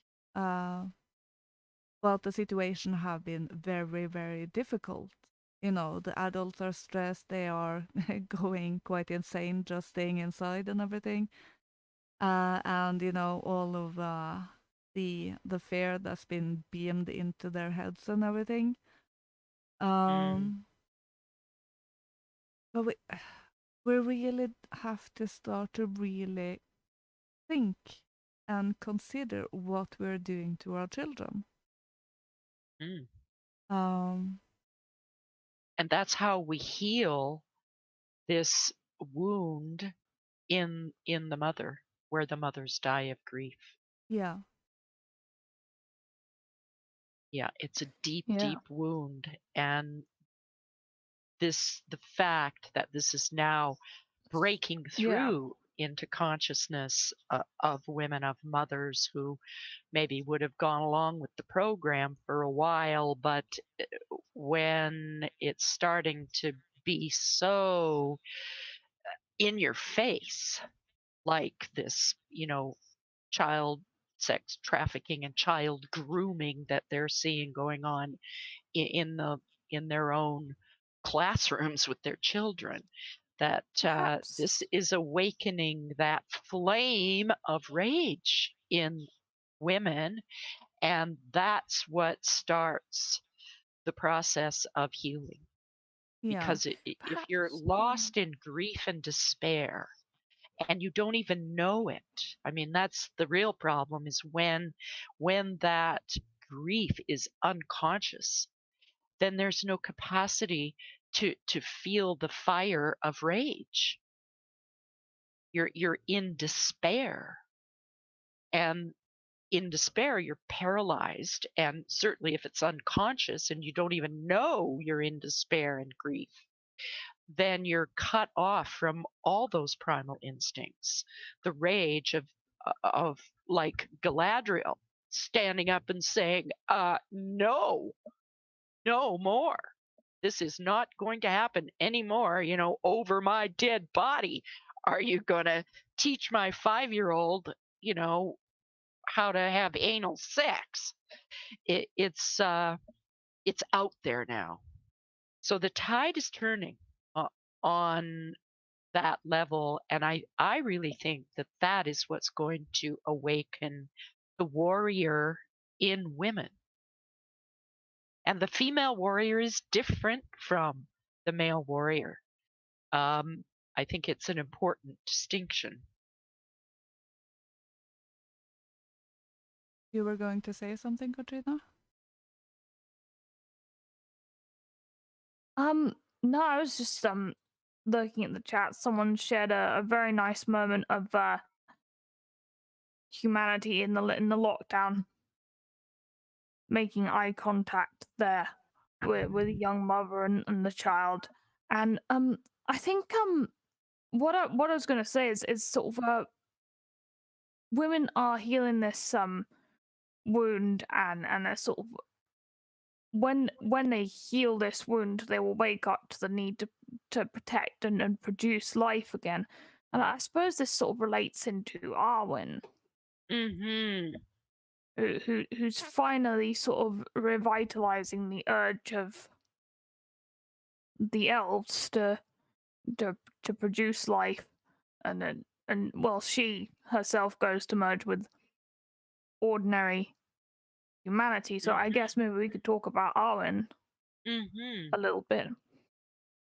Yeah, Arwen represents that instinct within women to merge with the masculine out of love to produce life.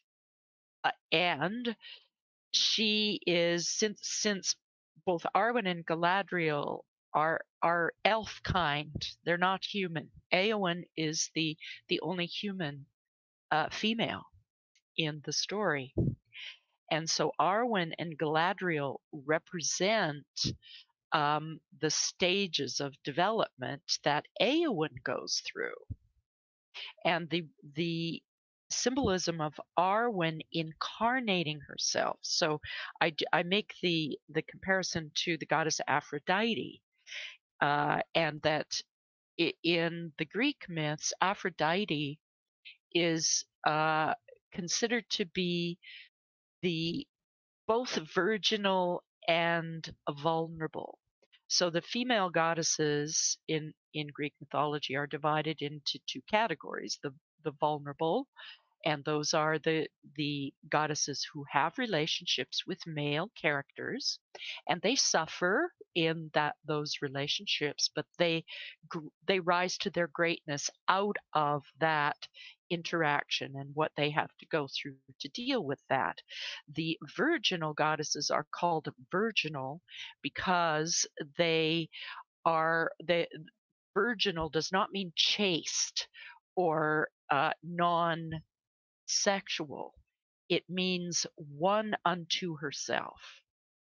So the balancing of the virginal and the vulnerable is in the form of Aphrodite, who has relationships with gods and mortal men alike, and she bears children out of those relationships. So she incarnates herself. She uh, comes into physical form. So from the goddess place into physical form, where she has relationships, sexual relations with men, mortal men and gods, and produces children.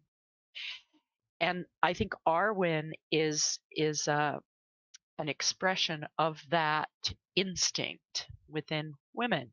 The balance of the virginal and the vulnerable means that you are able to be vulnerable and receive, to be open and receptive to the male, to the masculine, but at the same time, you don't lose your individuality and your sense of self, that there is still a sense of selfhood in you, even though you are willing to be vulnerable and open and receptive to the male. In Aphrodite's mythology, every time or after she would have a relationship with a man or a god or bear a child, she would bathe herself in the sea of Paphos and become virginal again. And I think this is something that we as women can contemplate, this notion of being Ah. both independent and having that sense of self-containment, but at the same time, when the time is right, to be receptive, to be vulnerable, to be open, that we can do that too. What do you sort of think that the modern woman can take from Aphrodite's symbolic becoming virginal again?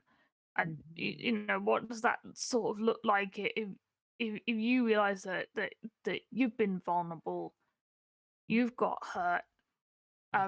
What does that look like? Finding yourself again and promising to go forward, treating yourself better and treating relationships as a sacred thing. That sort of sounds like how one could take that forward in the Oh, practical absolutely. manner. Yes, yeah, entirely. That is what it's about.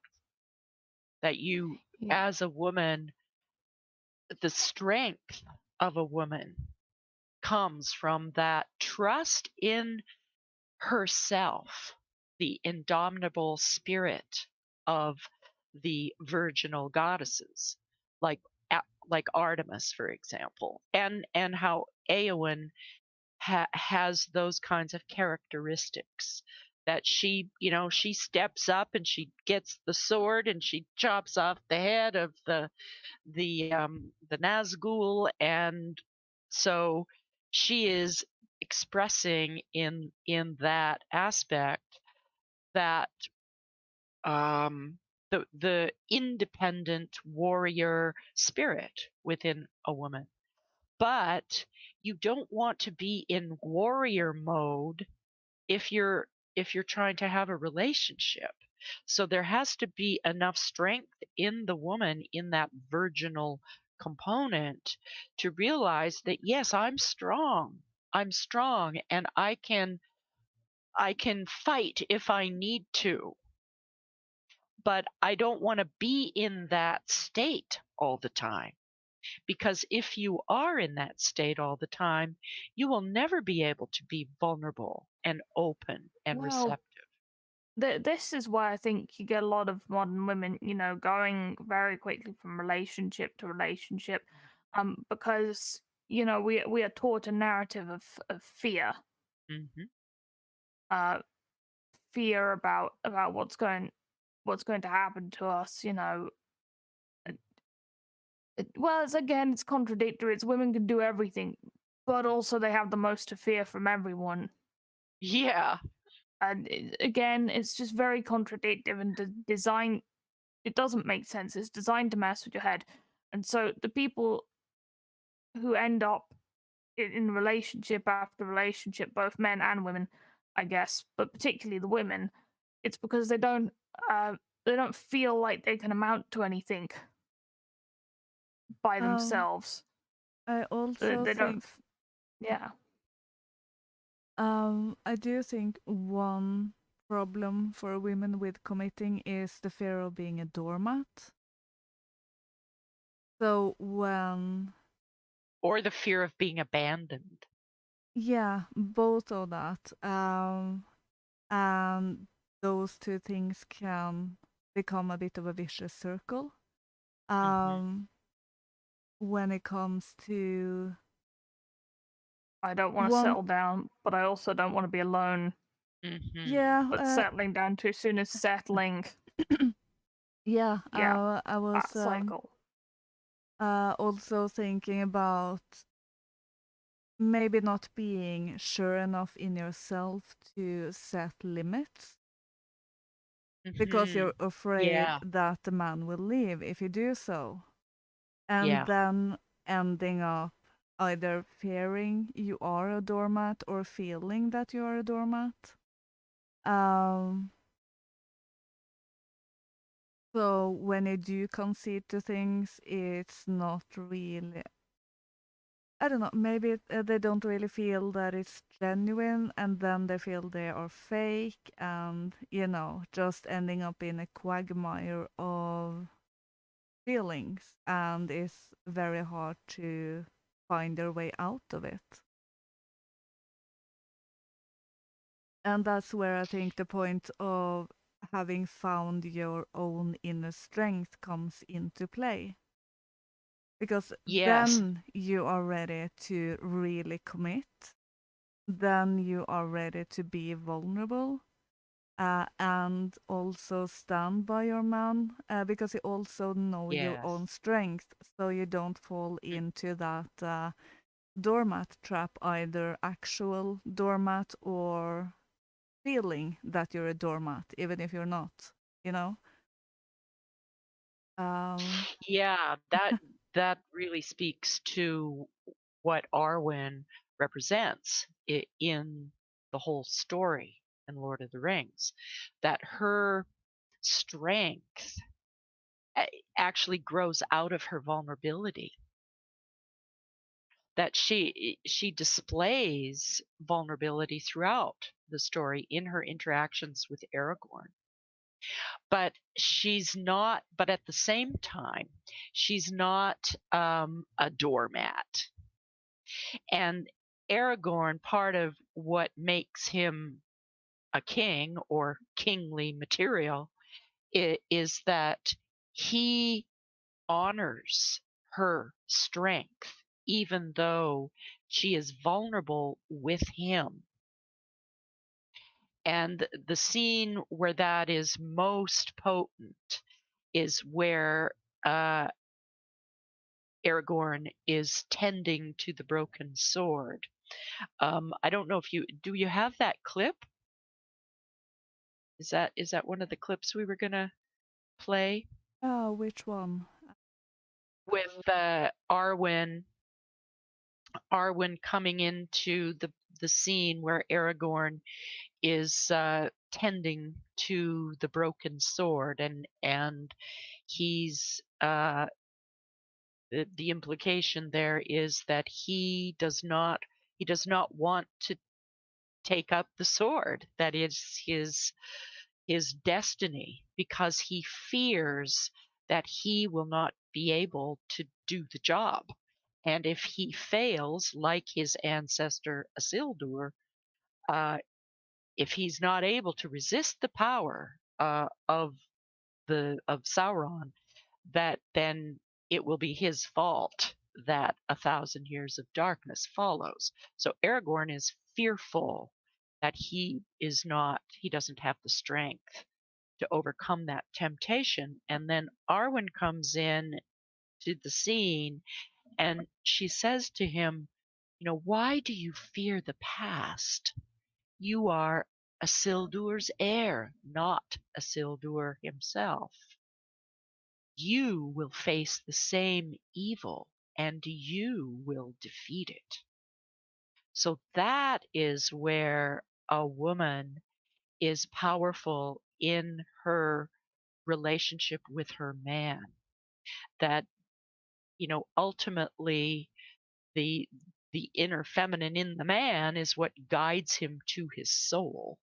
And that in that scene, that is a real illustration of how that works. And for a woman, it's also applies to the inner dynamics. It's like the strength of the woman's soul is to encourage her inner masculine to stand up and be strong and protect her.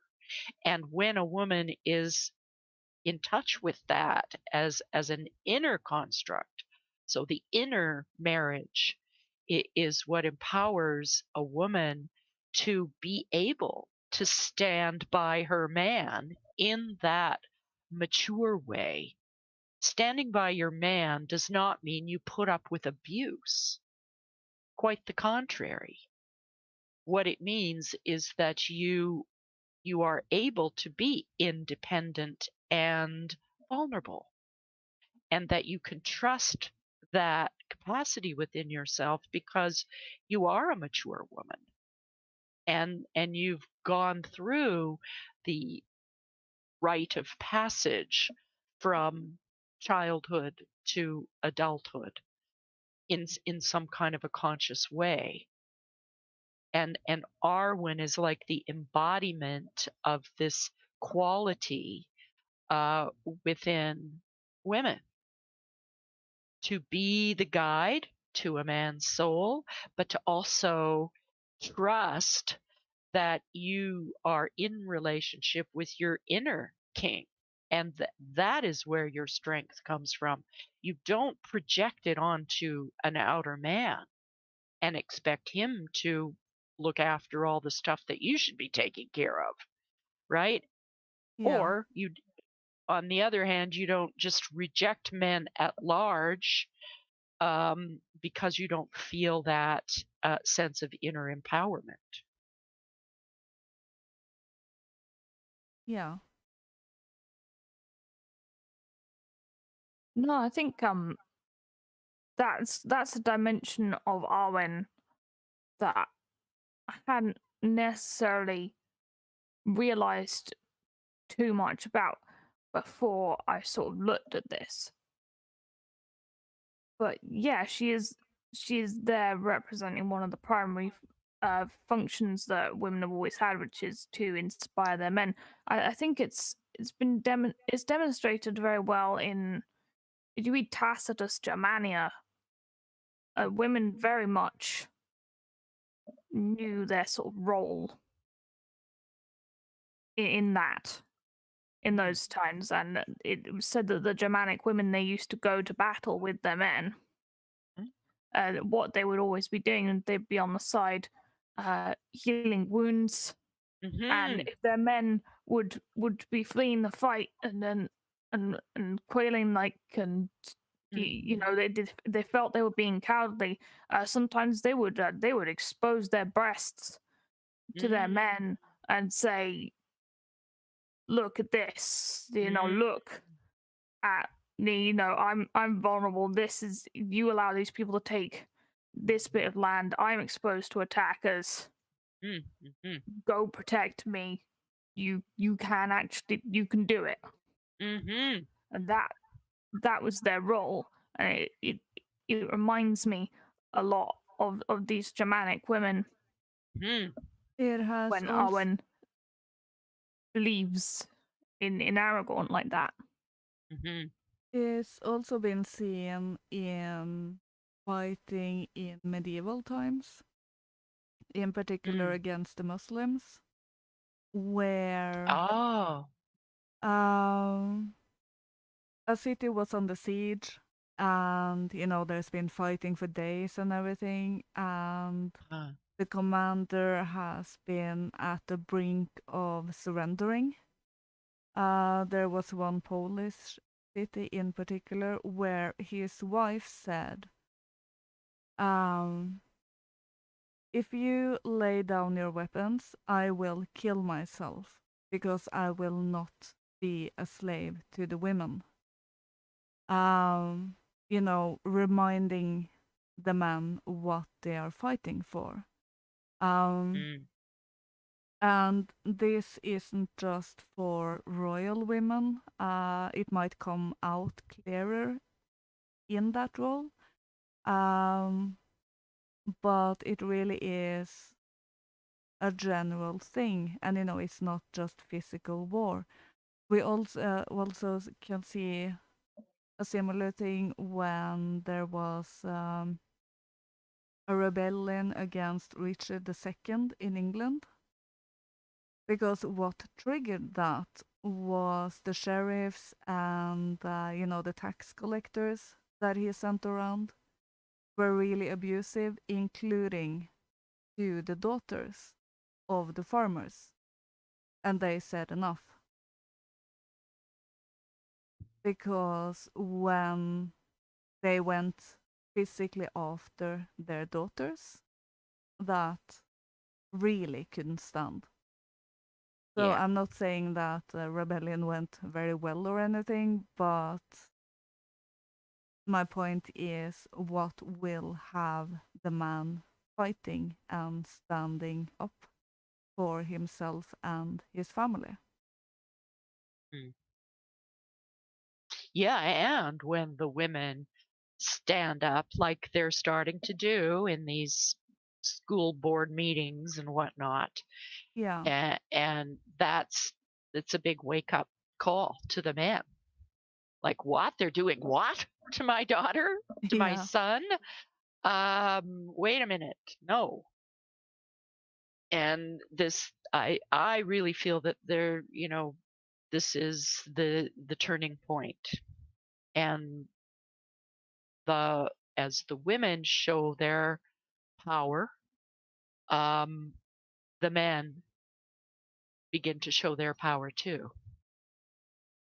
And then that brings men and women together in a natural, healthy way. So this is the way to turn around all the propaganda and mind control that has been perpetrated on Mm. us for I decades think and decades. I kind of want to address the comment in the D-Live chat that feminism has left women looking less valuable to fight for. And I feel like Ah, that comment wow. really speaks to our Mhm. transactional mindset about things in a reality where we all have vestiges of this purely material mindset. Mhm.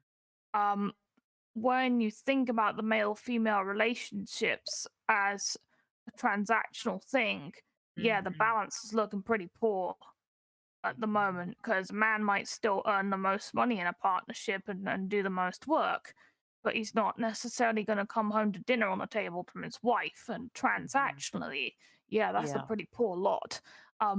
But the thing is, it's not a transaction, it's a relationship that has to exist. the masculine and the feminine must be reunited, and therefore, really, if the masculine were to completely opt out of its part in rebuilding that relationship, that would mean the death of humanity, because Yeah. what really needs to be reawakened is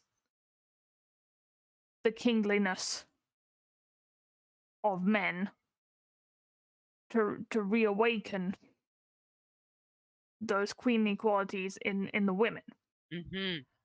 And I'm not saying that it's all men's responsibility and they've got to sort us out. No, not at all. It's Yeah, equal responsibility, and yeah.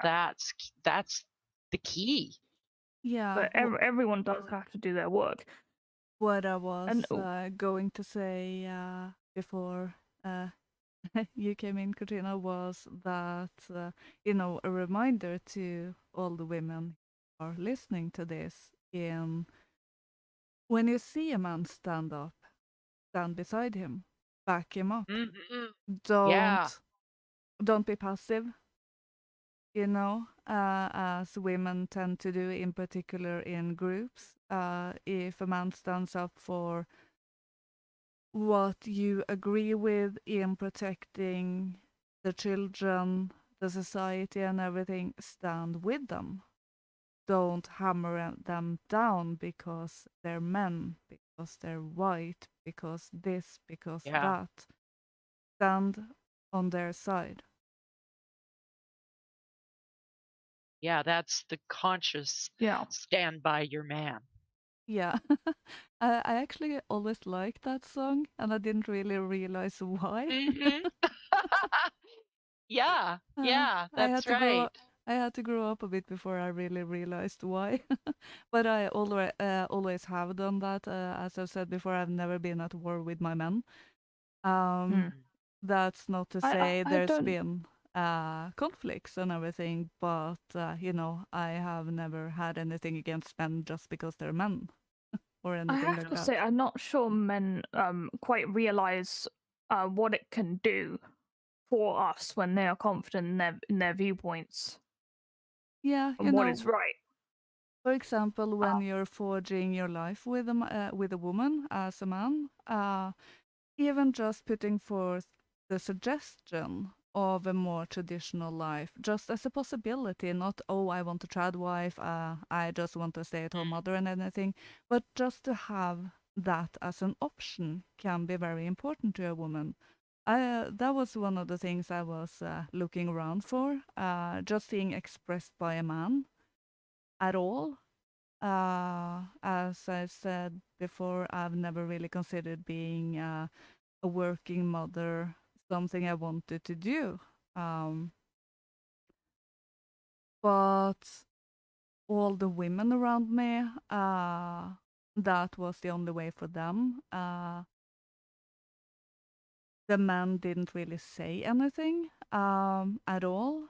Just they stood by the women and everything, but then that was only relating to the women working.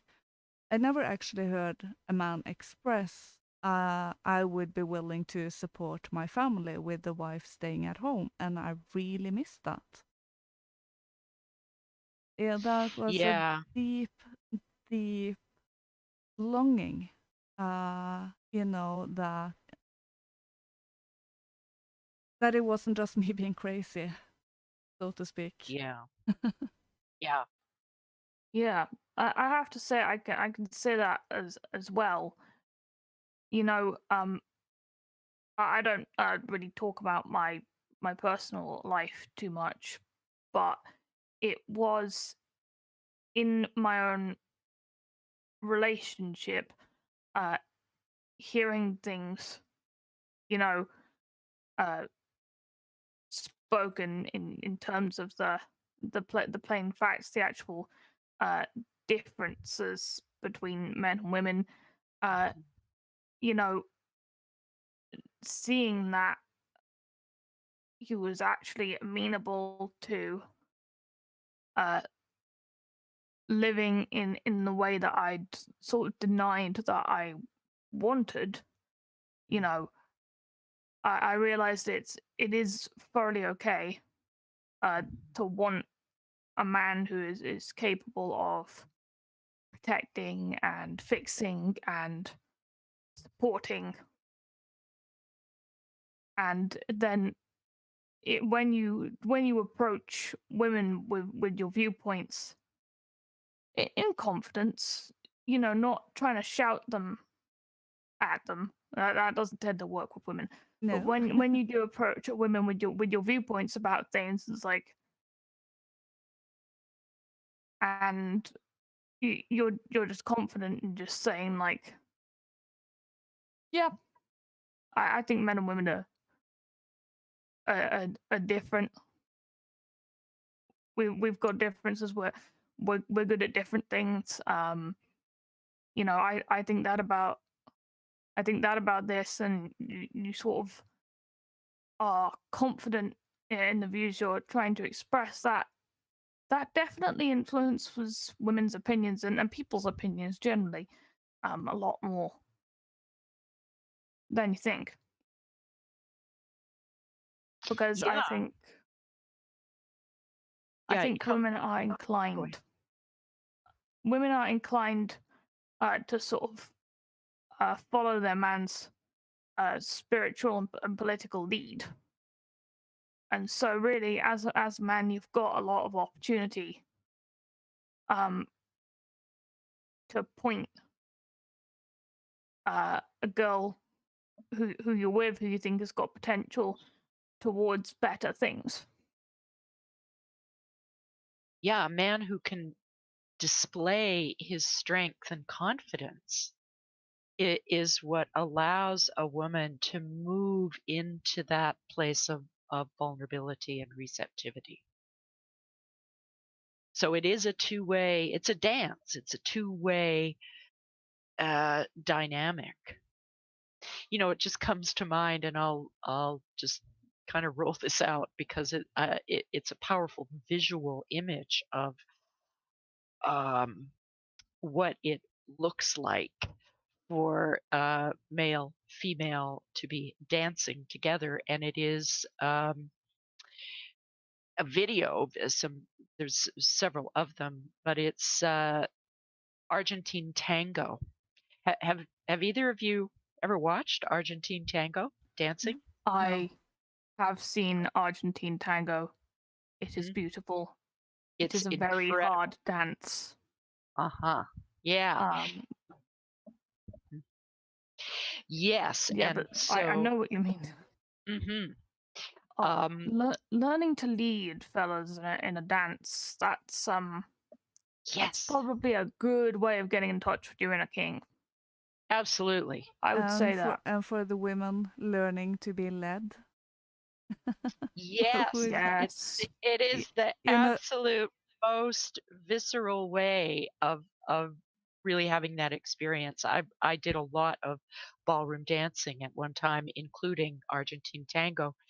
And what I learned from that is that men need to learn to lead without dominating, and women need to learn to follow without being submissive. And it's absolutely, if you're trying to dance various sorts of dance as well, and this is absolutely key.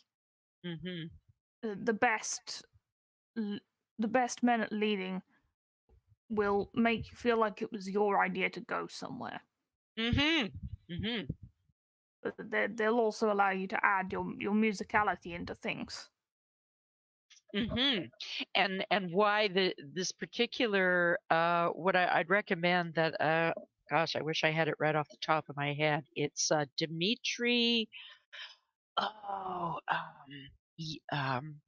Yanov, maybe, and Esmer. The woman's name is Esmer. I just can't remember off the top of my head, but it is the most powerful thing you'll ever watch. These two dancing Argentine tango, and it is you can see it right there, how the masculine and the feminine dances together, how those energies dance, how they work together. And you'll see that the male, the lead, Dimitri, almost warrior like, very, very strong, but is able to move in a fluid way that is amazing.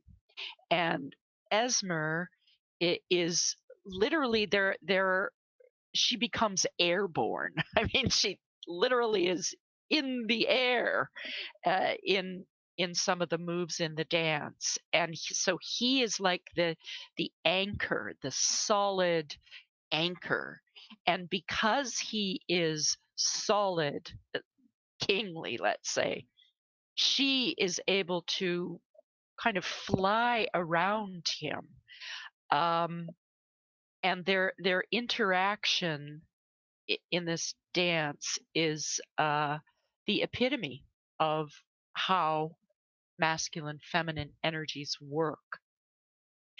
And I would recommend any couples to do some ballroom dancing, especially Argentine tango, because it will give you the real visceral experience of what that means. I mean, we can talk about it and theorize and say, yeah, it's like this and it feels like that.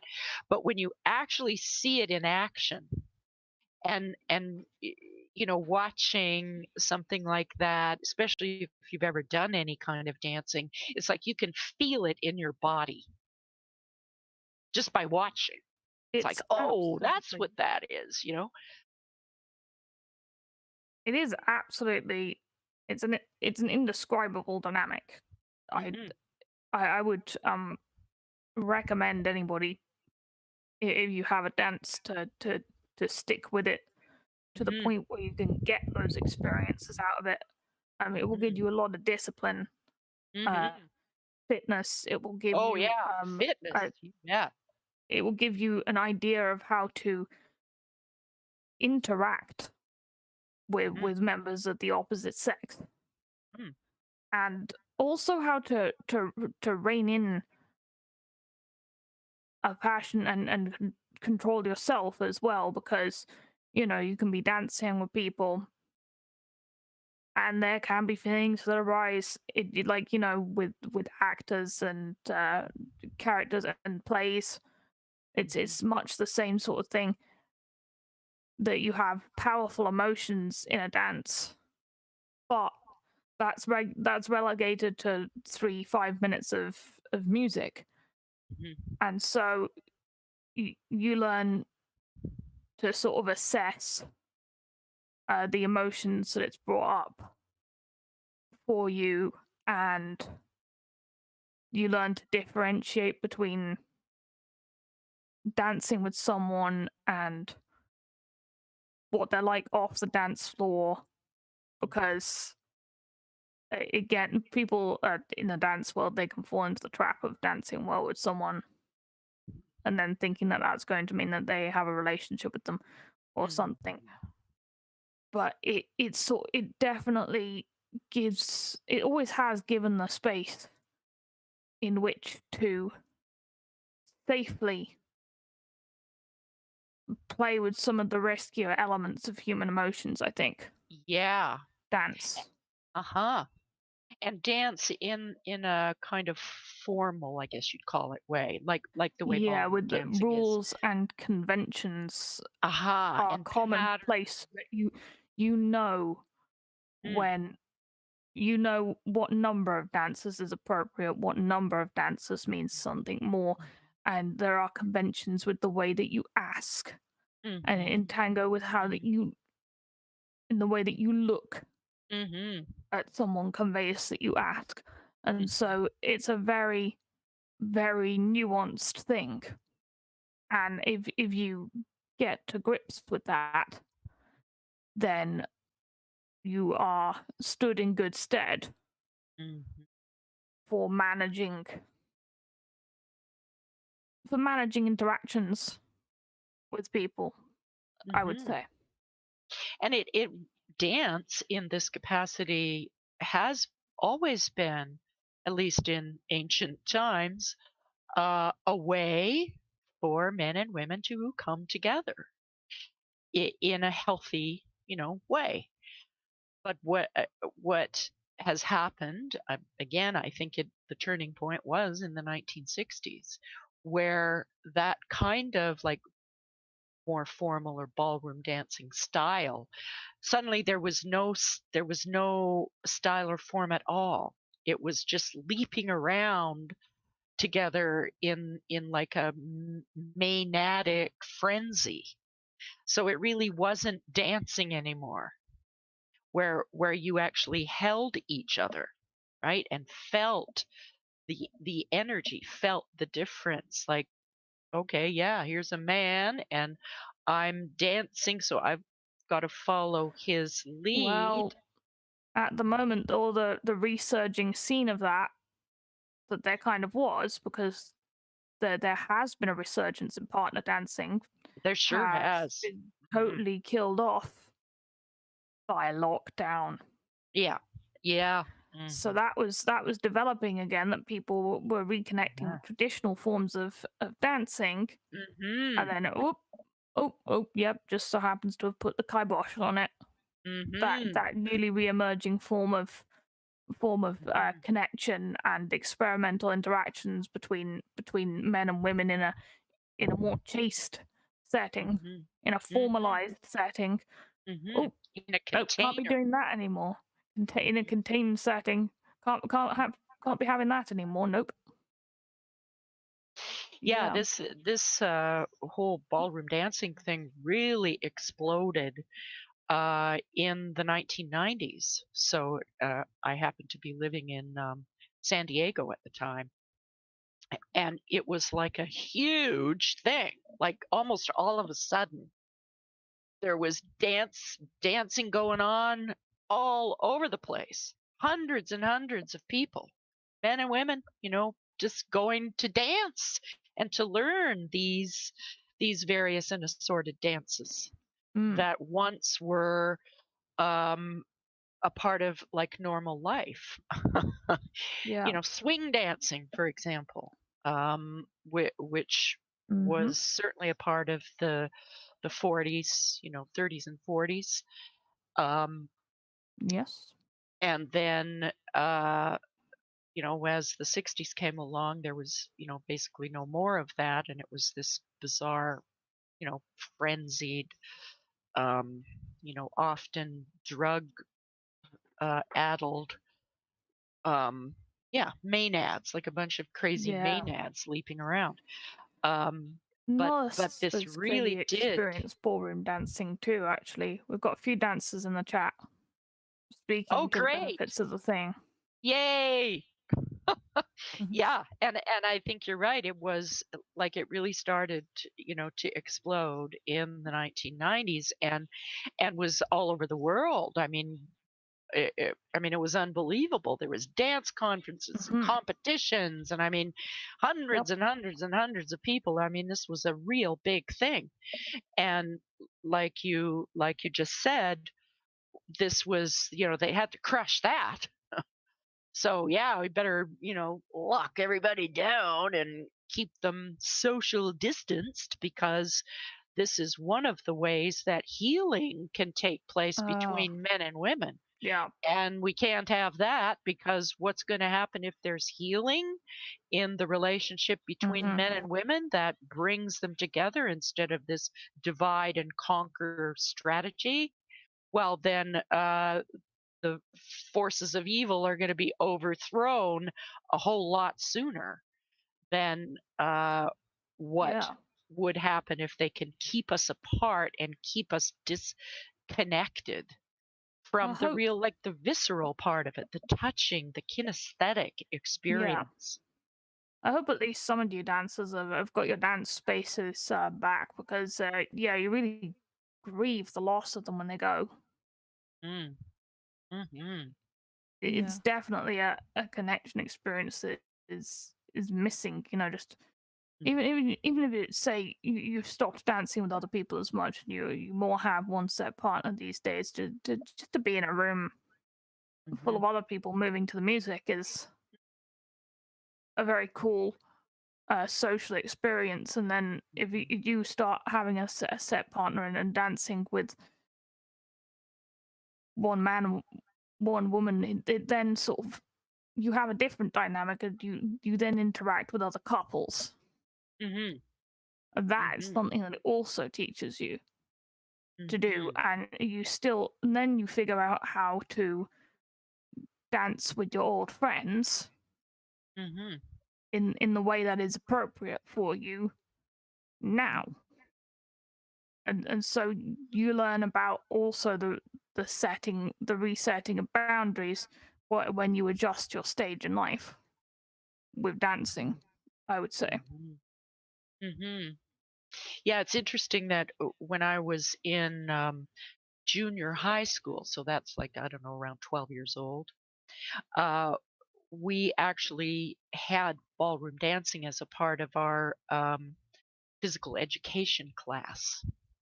And of course, we all thought it was stupid and, all the rest of it. But nevertheless, it was still, back then, it was still something that was considered to be of value for, you know, young, almost uh, adolescent, or right in that period, that puberty, that time of change, that puberty period between like 12 and 14 or so. So it's interesting that prior to the so-called cultural revolution of the 1960s, that there was still that vestige of this formal connecting of the boys and the girls. Because, when you're younger than that, the at least in those days, um, you girls thought the boys were icky and the boys thought the girls were icky.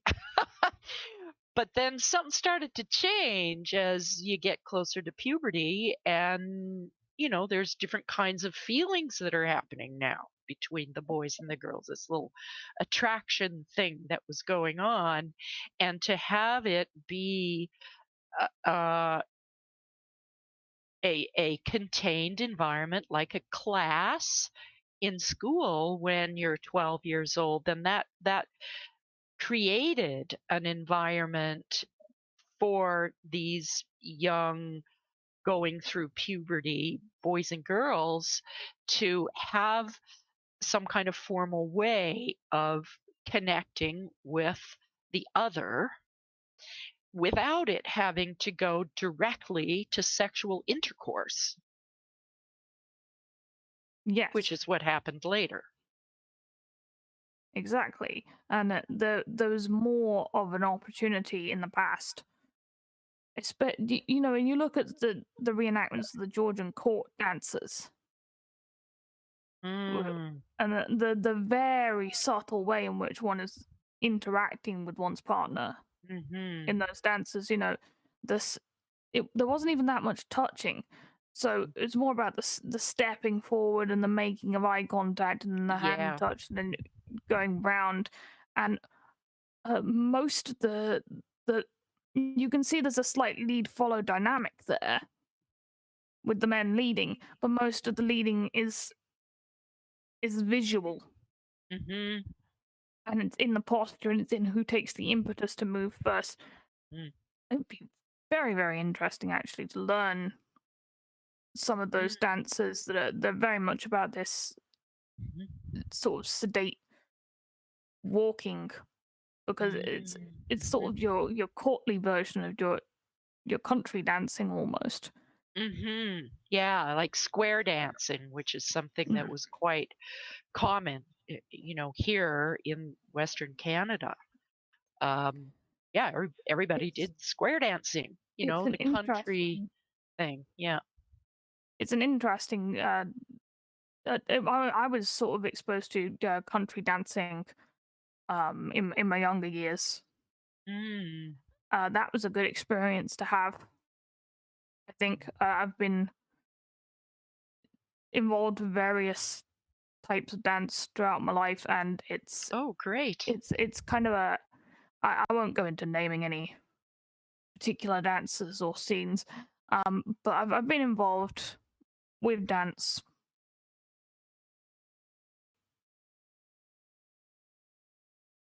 It certainly helps you work out a lot. It boosts.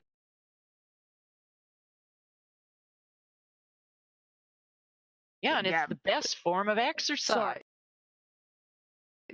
Sorry, everyone. This stream is now just turned into me and Loralee selling you all on dance, because anyone who dances will do this. Yes, it's true. It's true. What I just wanted to throw in before we on the dancing stuff, another dance that comes from Europe is the Viennese waltz.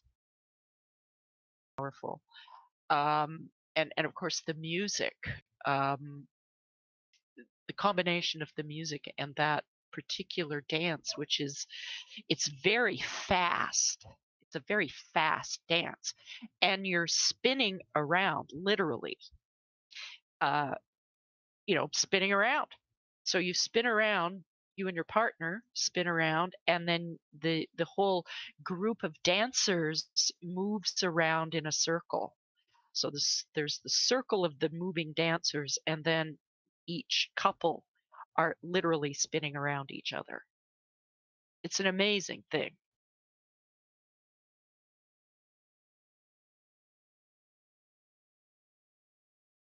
Videos of it sort of performed properly and amazing. Yeah. Wonderful stuff. But it's disorientating.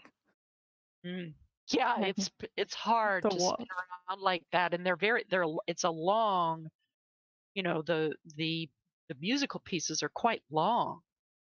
So it's not like some of the dances are, you 2 or 3 minutes, some of the shorter ones, but I think it's like a 10-minute. One of the like the Blue Danube, I think it's called, that we used to dance to. Yes. Yeah. But you're going on around and around and around and around for probably 10 minutes. And Lynx. Yeah. Sorry, Lynx. We're off on our little dance track here. I know. That's fine. Have you done any dancing, Lynx? No, there wasn't really any opportunities where I grew up. And when I moved away from home, there wasn't that much time to do anything outside of university and work. So I never really got into that.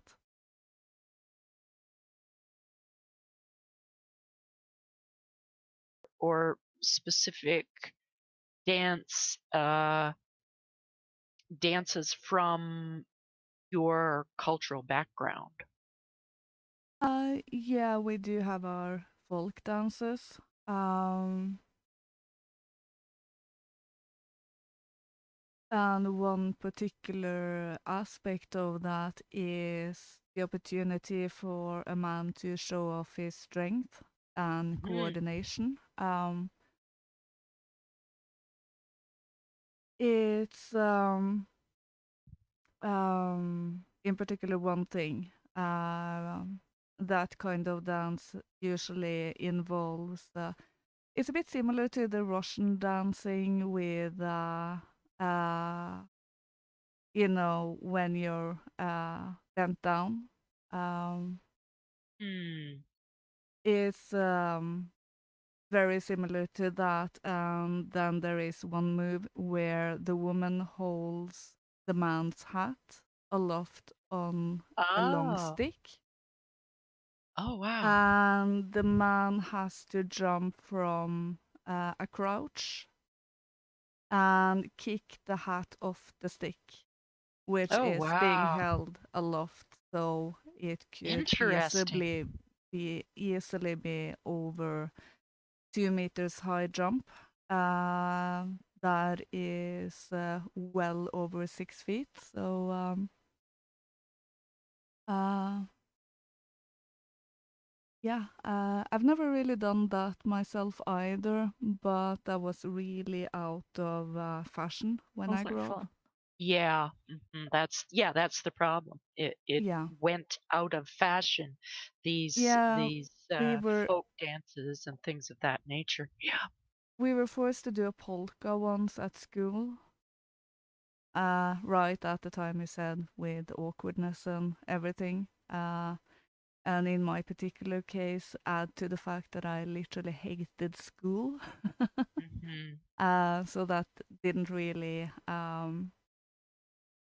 want me to continue and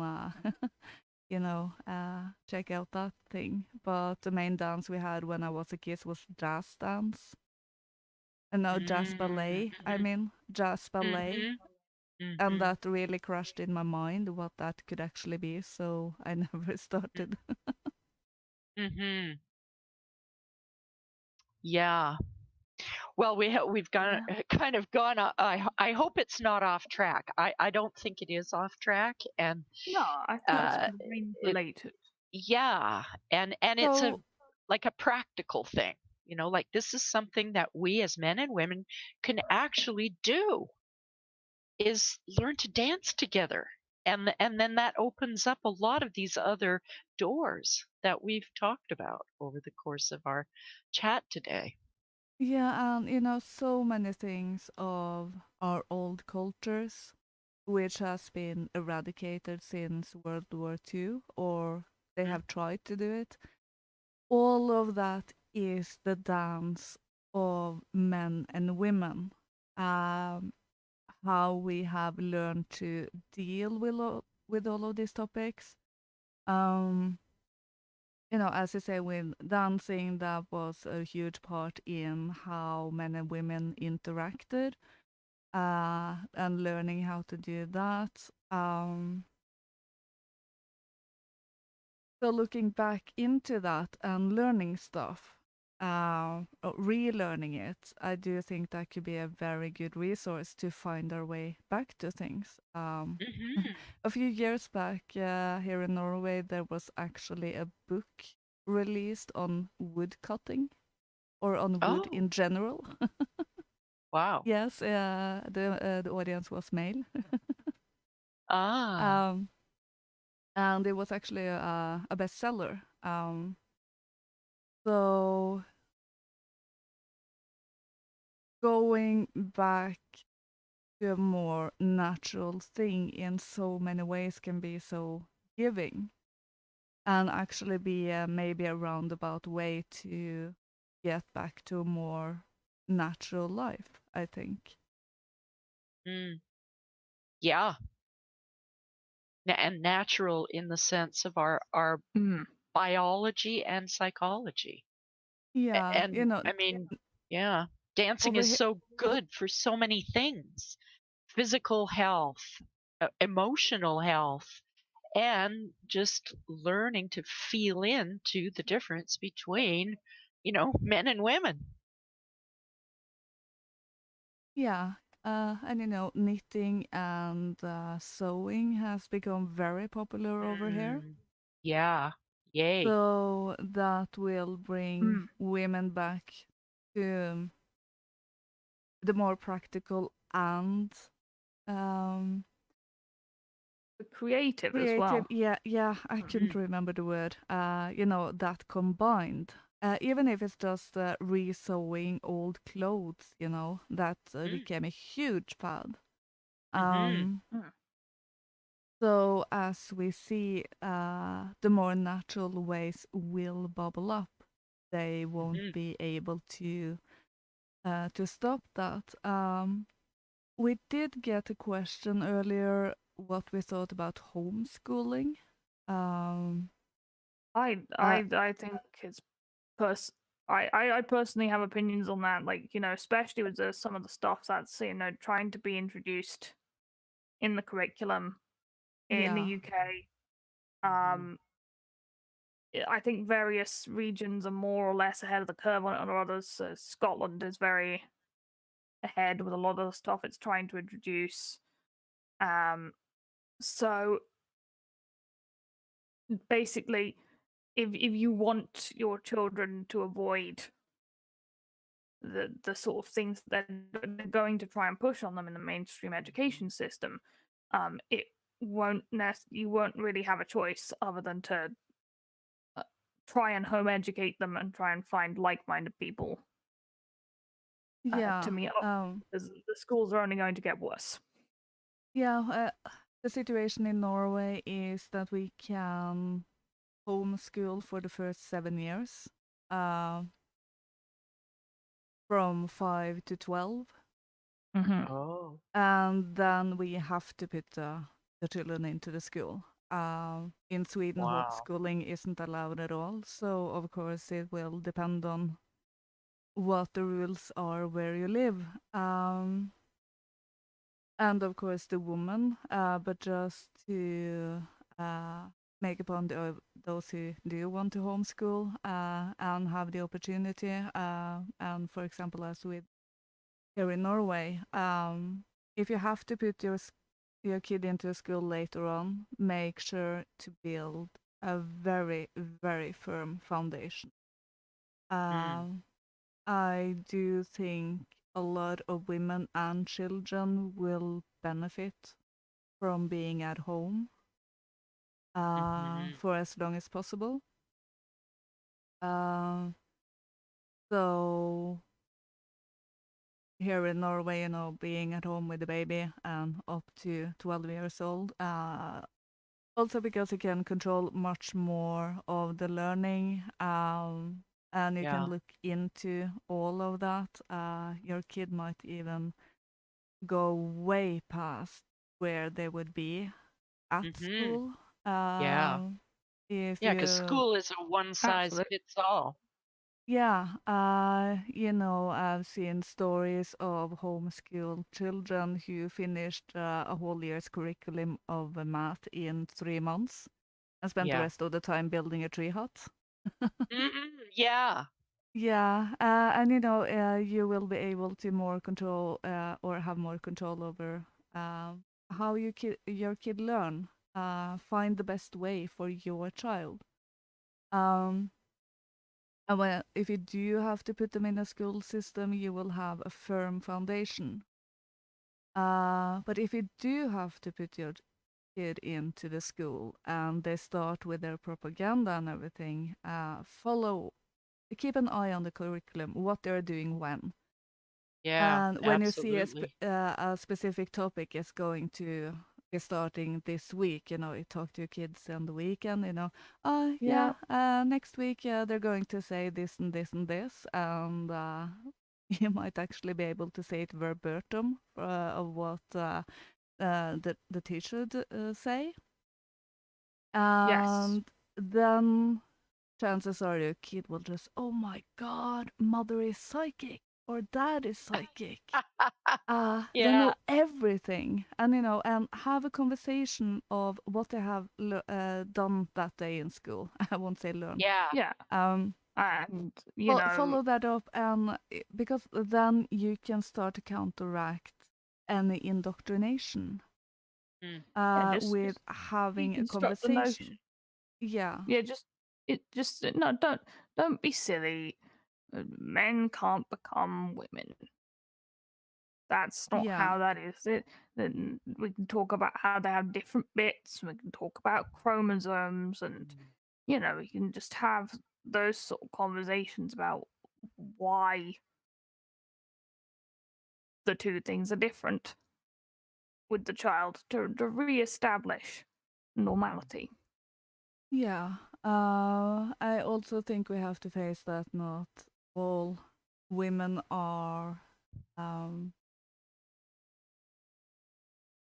how should I put it, natural born teachers. I have heard various stuff from friends during the lockdown, ranging from having a home office was fine, but having the kid at home was a nightmare.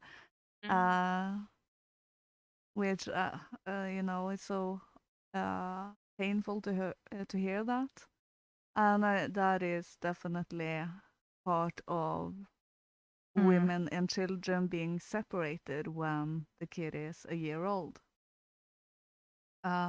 because it separates the bond. But I've also heard others say that homeschooling just wasn't for them. They didn't feel they could handle it. Maybe they couldn't handle the frustration of the kids properly or something like that. So it might not be for everyone. But if you are able to, I would definitely say go for it. Yeah. What I'm hearing It- from people I know who are homeschooling their children is that they're forming groups with other parents who are also homeschooling. So basically, what's happening is that homeschooling parents are banding together and sharing the load, as it were. So it's not left to just one mother or one family trying to teach their kids all by themselves.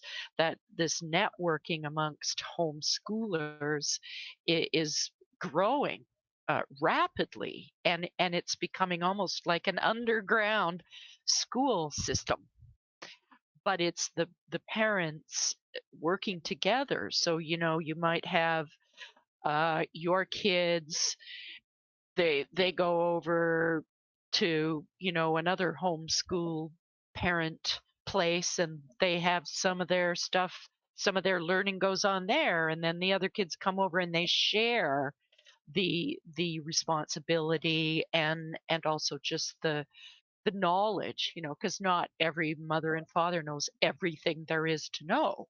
And there's also curriculums that they can, use and so forth. But I'm yeah. seeing this coming together of homeschooling families that's building this like an underground school system, which I think is wonderful. Well, that's Yeah. very positive indeed.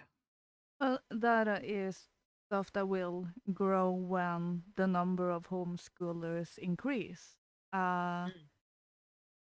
So that might not have been seen as possible by some women, Mm.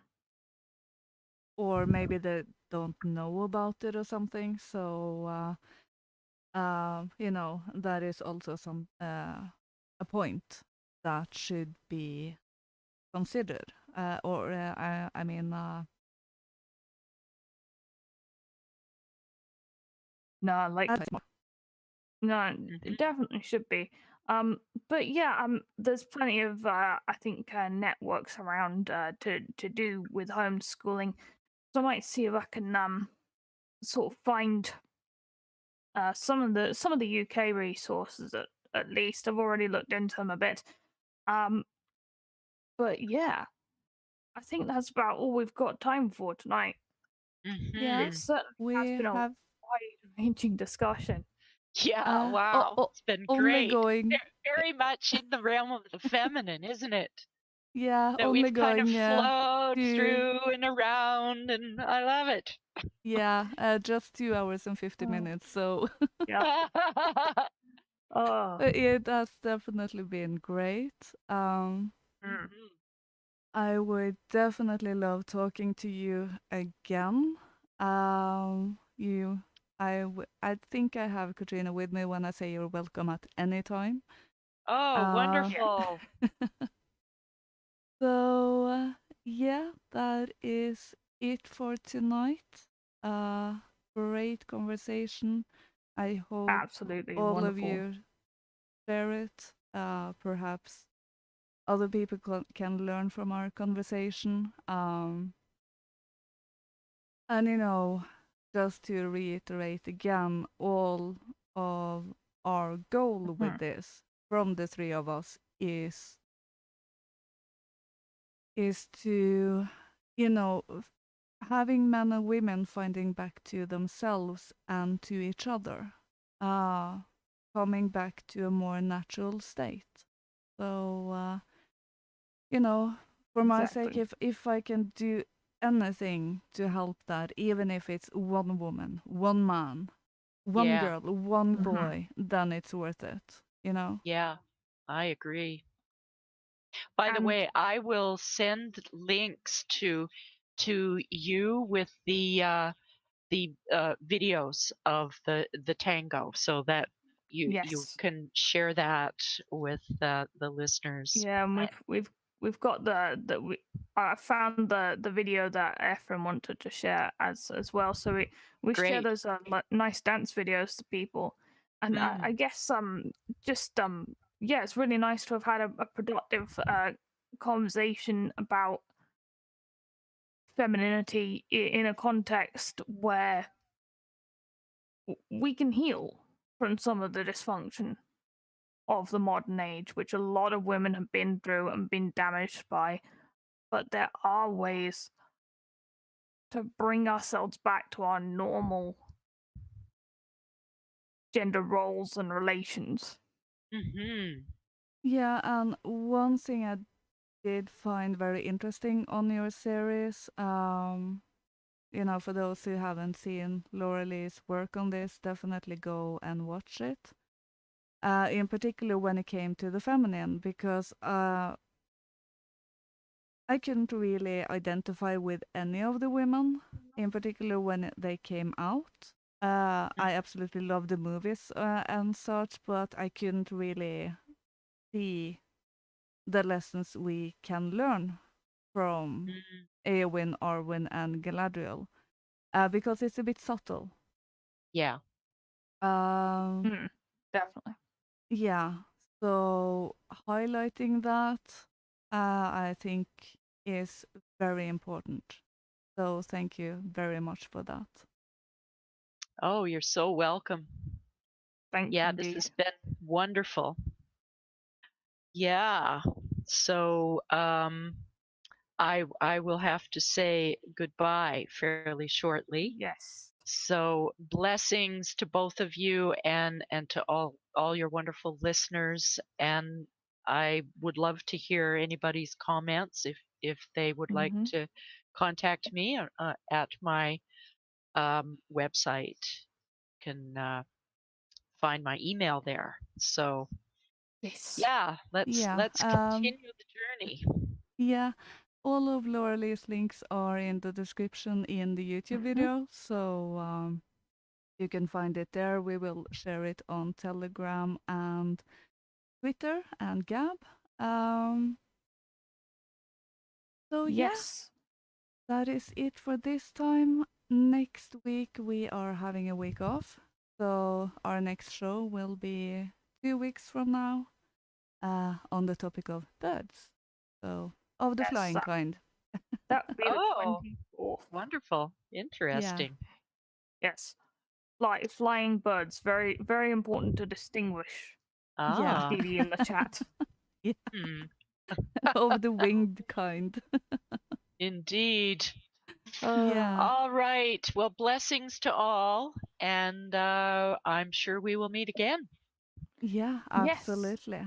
So have a wonderful 2 weeks, everyone, and hope to see you next Mhm. time. See you Okay. next time. Goodbye. Bye Thank for you. now. Goodbye.